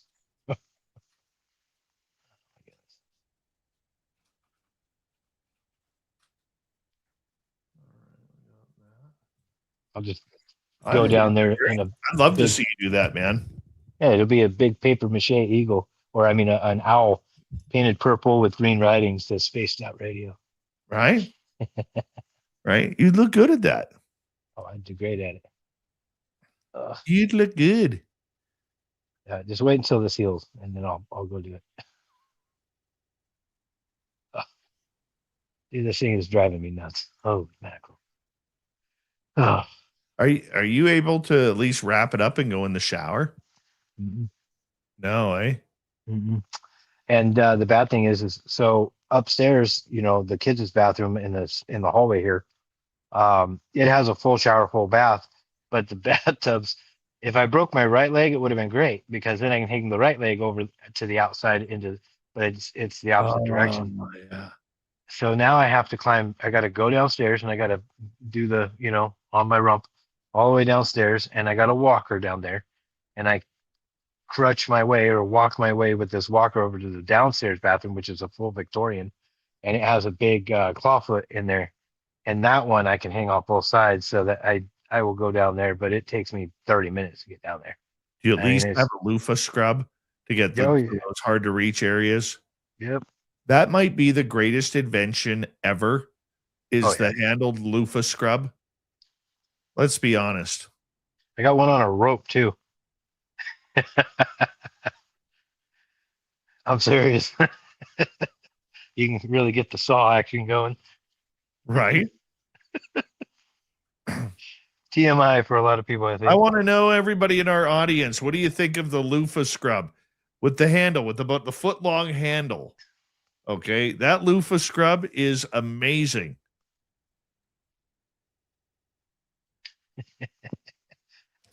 Love the loofah scrub. Real quick, I did want to put this out there for you. The Baba Vanga one. Yes. So Baba Vanga speculation, and this is only because of what's going right now. The internet has been flooded this weekend with Baba Vanga prophecies. She supposedly predicted a massive spacecraft would enter the atmosphere in late 2026. And of course, this is considered fringe, but because of the timing of the Trump, Obama, and everything that's been going on in the last 48 hours, this has been blowing up. So figured I'd throw that out there. Baba Yaga or Baba Baga? Baba, I don't know how to say it. Baba Yaga. Baba Yaga is a creature. It's like a. No, this is a lady. She was a seer. Yeah. Okay. Baba Vanga, Vanga. Yeah.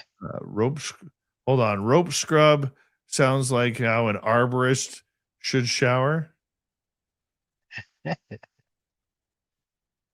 Hillbilly Herb, I've never loofah'd. Try it, buddy. You know, once I tried it for the first time a couple of years ago, I'll never go back. Yeah. It doesn't matter what shape or sound your body is in. Shape or style, that is, not sound. Tell it's late. Try the loofah. It works. It's great.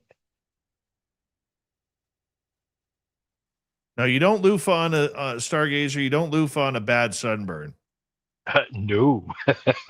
Paramarv, loofahs are alien technology. Deborah Rooney apparently wants to loofah me. Kurt M says, you better get better or you'll start looking like Jabba the Hutt.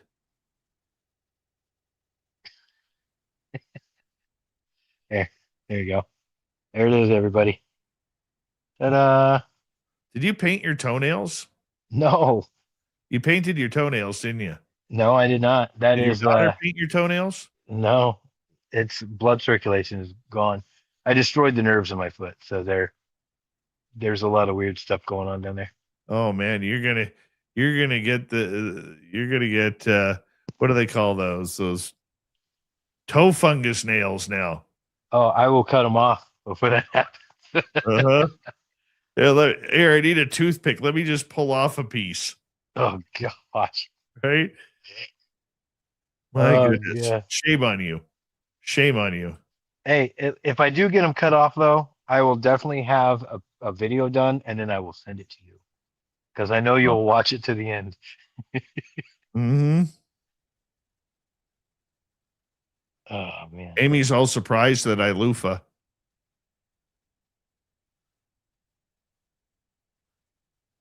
Mm-hmm. Yeah. It's kind of like a bidet. You make a lot of fun about it until you actually use one. And then you're like, oh, shit, now I know. Yep. I understand.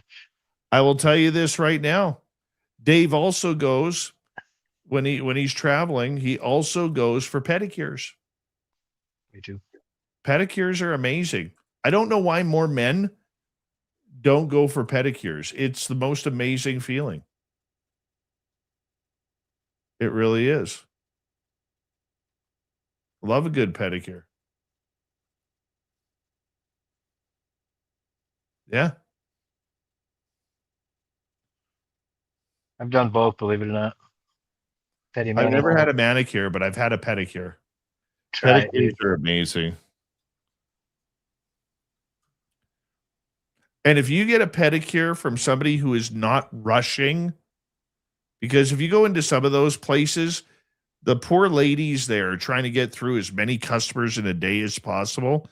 But if you get somebody in there who is not rushing and will give your legs like a good massage and your feet a good massage, you know, that is amazing.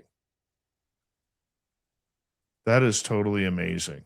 Yeah, we got a place here. Actually, it's in Walmart, believe it or not, and it's ran by this Chinese family that come in, and they do really good work, and I mean really good work. It's awesome. They'll talk shit about you the whole time, but it's awesome. Yeah, I love the pedicures. There's a couple places like we don't have. I think there's one place I've never been for one up here. Usually when I'm out of town, I will go for one. And but there's a couple places that I've been that just they take their time. And it's fantastic. Now, when we go down to Vegas again, I'll have to go with you to one. You know what, Grant? You know what we'll do? Just to show our SOR pride is when you're happy and healing and we actually have a date book for Vegas, we will go find a pedicure spot and we'll go live on YouTube with us getting pedicures. That'd be awesome. I'll do that. Yeah. All day. Yeah. Ugh. Yeah. Then we'll see what the critics say. Don't knock it till you try it. I could use one right now too. You know, actually, that's a good idea. I think what I'll do is as soon as this thing comes off and I can actually kind of get mobile when my insurance will allow me to drive again, I'll probably go have that done actually. And listen to the old ladies talk about how one leg's half the size of the other. Why are your legs so small? Your toenail dirty. What are you walking? Poop? They're so funny down there. I love them. Race fan says, had a pedicure once, not real happy with a stranger touching my feet. No, that's the Just best sink part. back in the massage chair, man. That's when you just sink back in the massage chair and just enjoy the moment. The Epsom salt bubble bath right before they just let you sit in there for 10 minutes. Oh yeah. or it's got oil or something in it, essential oils. Right. Man, we'll take Raysan with us. You come down there, Raysan. Come on. You got to try one with us. Oh, my goodness. Dude, there was the gal that you had on tonight talking about Sasquatch and stuff. I caught it at the very end, and there was recently, and I mean like real recently, a Sasquatch sighting. It's in Oklahoma, and it's called the Power Line. Oh gosh, let me think. And this is like literally just this week or something like that. It was real early, like maybe last couple of weeks. Power Line, Oklahoma Sasquatch sightings, I think is what it's called. And the power line poles that are there, like like 4 feet wide, huge power line poles. And whatever was in this clearing that they had seen was easily 7 or 8 feet tall. And I'm like, yeah. I was wanting to know if she heard that one yet. I ran out of time. Yeah, it's all right. Joe Monk says, pedicure. I use an angle grinder to cut the calluses off my heels once. Does that count? Oh, good. Oh, Joe, what we're going to do with you is we're going to put you in one of those cow hoof trimmers, and we're going to lift your legs up. Then we're going to get back with an angle grinder and get to your heels at least before we bring out the bladed knife and start scraping. Oh, man. Oh, man. You know, as bad as I can sit there and watch those guys, what, the farriers, is that what they're called? Yeah. They do that. I could watch that for hours. I don't know why. Oh, dude, there's one guy out of Europe called the Hoof GP. Yeah. I totally watch him. Yeah, me too. I don't know why it fascinates me. I mean, you're sitting there watching his video, and then he's got this horrible music intro. Then he comes in here, talks for like 5 minutes, and then you get to the guts of it all. And you're just praying, come on, let there be some big hole in the, what do they call it? The corium of the foot. Come on, cut it open and let liquid pus squirt all over the place. And then he's like, oh, you see this little hole? There's a dark spot here. Let's keep going. It's soft. And then he just starts shaving. I'm like, holy mackerel, man. When you start watching it, you're thinking, dude, that's a lot that he's taking away. But then he gets right down into the meat of it all. And he's spray. And you're like, holy mackerel, dude, what are you doing? Gotta put a little bit of iodine on this. Oh, I love it. Oh, the man. guy is awesome. He had a good I think he's Scottish, not Irish, right? Yeah, English, Scottish, something like that. I've never actually. I think he's Scottish Or Welsh. He could be out of Wales. That guy's made a good life for himself. Yeah. Farriers get paid a lot of money at first and foremost, but number two, the money he's made off of YouTube. Oh, incredible. Dude is killing it right now. Good for him. Oh, yeah. Hundreds of thousands of views. Ugh. I think I figured out we just need to take our shirts off and do a show. That'll get us more views. I ain't doing that. Who's that comedian that does that? Every time he gets a Bert, I think Kreischer. Yeah, he goes on stage and just rips his shirt off. Like, here we go, guys. You ever heard his story about the machine? Yes. That is one of the greatest stories ever.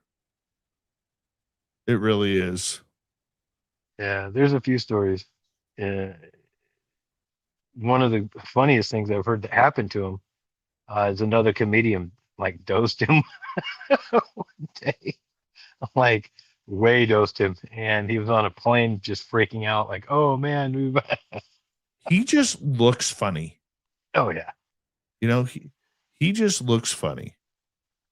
Like, I'm not saying like his looks are funny, but you know, you get those people in life when you see them, you just want to laugh. Yeah. That's Bert Kreischer to me. And then he's funny on top of it. Yeah, I agree with you that. Funny dude. A few years ago, he went on a real weight loss kick, And he actually, there's a really cool story if you want to watch it. I don't know if you've seen it or not, but he actually, between him and Diamond Dallas Page, they inspired this guy who was like 515 pounds or 600 pounds to start losing weight. This guy lost like, I think, no, maybe it was 400 to 500 pounds.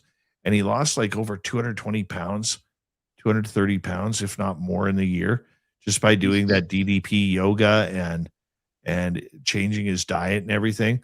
And he'd be walking around his park, you know, and he'd have to stop every 10 minutes and he's filming well, I made it around the park without stopping today. And now he's like going around and everything. Like, good for him. Yeah. I wish I had that motivation. Yeah. I mean, I do if there's a free beer at the end of it. Right? I just ruin it all there.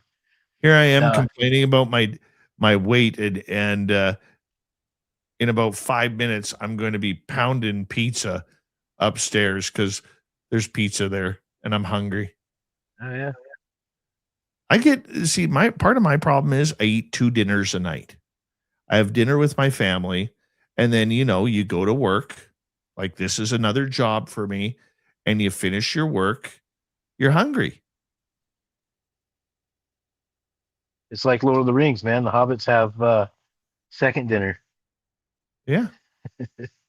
So that's where old Davy is right now. Davy's almost at the part of having a feeding here. Getting hangry. I am. Not going to lie. There's a little bit of hangry in there. Well, you go take care of that, man. I want to go figure out what to do with this stinking leg of mine and I don't know, watch UFO videos until I pass out. It's not like I'm moving anywhere. You're lucky though. I put a hat and a shirt on for you. I appreciate that. I get a lot of the Ukraine videos in my feed of the drones. I don't know if you've seen any of those where they send the kamikaze drones in. I was watching one today and I thought, like, I don't care who your side is. Okay. My side, obviously, due to heritage, is Ukraine, right? Whatever. Doesn't matter. But I'm watching this one drone footage where literally, I think I may want to go this way. If I was in a war scene or at a war battle area, I may want to go this way. No. You didn't see that one? Oh, okay. The guy was literally crouching, dropping a deuce, and they flew the drone right at his crack. Then they get the far away scene where it's like, boom. And I'm thinking, that's got to be the stinkiest one ever, right? Oh, man. Poor guy is trying. I don't care if he's Russian or Ukrainian or whatever. Poor guy's just trying to, you know, take some man time out in the forest in an uncomfortable situation. You fly a drone up his ass, right? God, what a horrible way to go. Is it a horrible way to go, though? Because let's face it, for us as men, that's one of our happy spots. Yeah. Right? You just wake up in heaven like, oh, I forgot to wipe. I think you get a free pass on that one. I really do think you get a free pass on that one. Oh, gosh. You know? Yeah, that's just me. I watch a lot of those too, though. There's one, like I was doing the cigarette thing where the drone came up to the guy and sat there because the guy told the drone to wait, and whoever's flying it waited, and he pulled a cigarette out and lit it and took a couple drags, and then I saw that one. Yeah, I was like, fuck, man, that's a bad way to go, dude. Yeah, it's because you're like, I just gotta take a couple hits real quick. Give me 1 second. It's like Jiminy crickets. Yeah, I don't know how I feel about those. I don't care what side you're on. That drone warfare has changed warfare, and it's not for the good. Mm-mm. It's not for the good. Like, imagine if all of a sudden there was an invasion of North America. I mean, nobody is safe with the drones around. Mm-hmm. You know? You're just not. There was a video quite a few years back that I had watched where this speaker came up and, in a tux or whatever, nice suit and tie, and had this little bitty drone that landed in his hand, just a little bitty guy. They carry the charge, and they could send 1 million of those out and just target any bipedal upright heat signature. And like it's ridiculous what it's getting to. It's getting scary. True that. True that. It's not fun. It's just not a good way to go. That's all I'm saying. SOR help personal, not SOR related. My neighbor just gave me $1,000. What the F? She said her dead dad wanted to give the money to someone in need. That is awesome, Kurt M. Take it as a gift. Don't feel bad. Take it as a gift. Somebody blessed you. You were good to your neighbor, and your neighbor's daughter or your neighbor felt that you were in need. And because you were good to the parent, you know what? Or maybe you weren't good to the parent, but you know the neighbor, but you're good to the neighbor. Okay. You know what? Take it as a gift. That's a godsend, man. That's a God call right there. Take it for what? Well, you don't need to know her. Just take it. It's not like she was doing it like, or was she doing it for maybe certain favors there, Kurt M? I mean, you never know. Are you a man of the night? Of teasing, we're allowed fun. I mean, Kurt M, I mean, when you throw on a little bit of Barry White, I mean, what's going on in the old apartment there? My darling, I can't get enough of your love, babe.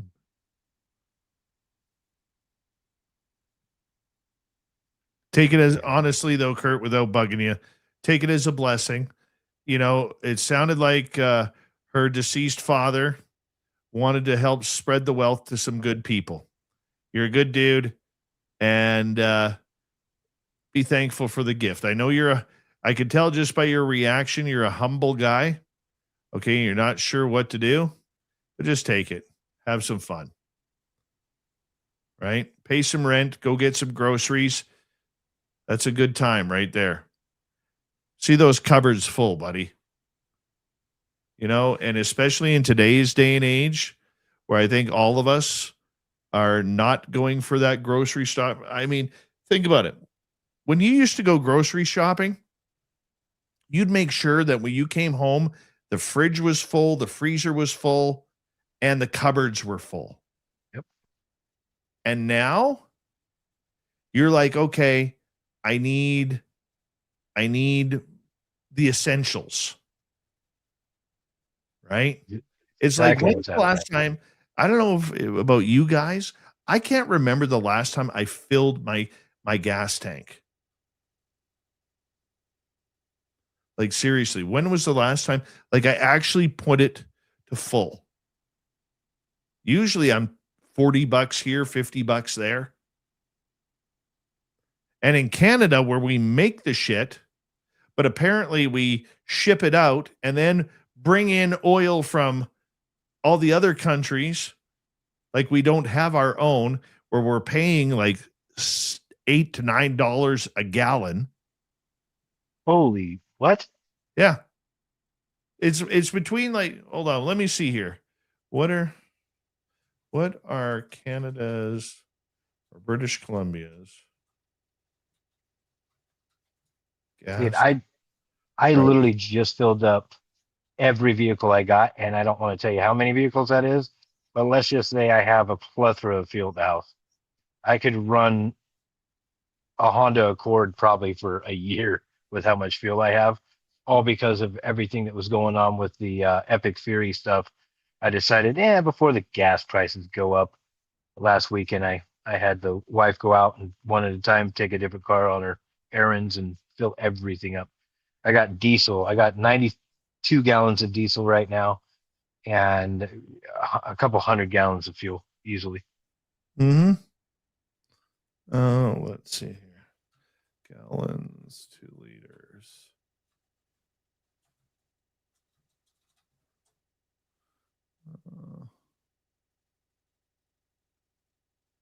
Well, that ain't it. Gas price. That's ridiculous. I can't believe they charge you guys that much. I might be wrong on that. I know it's a lot. I mean, Hold on. ugh. So let's say I go miles.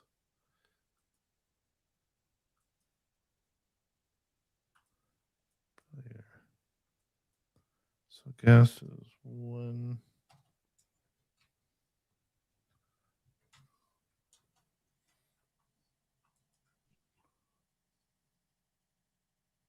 So what would that be? I'm totally doing this wrong. My brain can't even brain right now.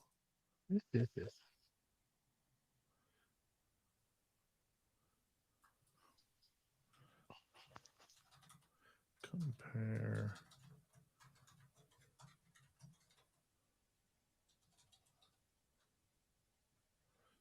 Compare gas prices.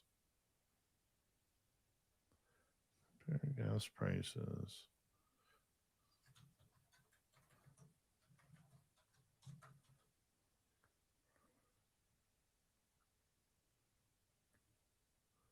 So if it is $1.50 a liter here, okay, Mhm. that equates out to $5.68 a gallon Canadian. So it shows here, because I just looked up where you're at, $1.72 per liter, which would be Yeah. $6.51 a gallon. That is like California prices.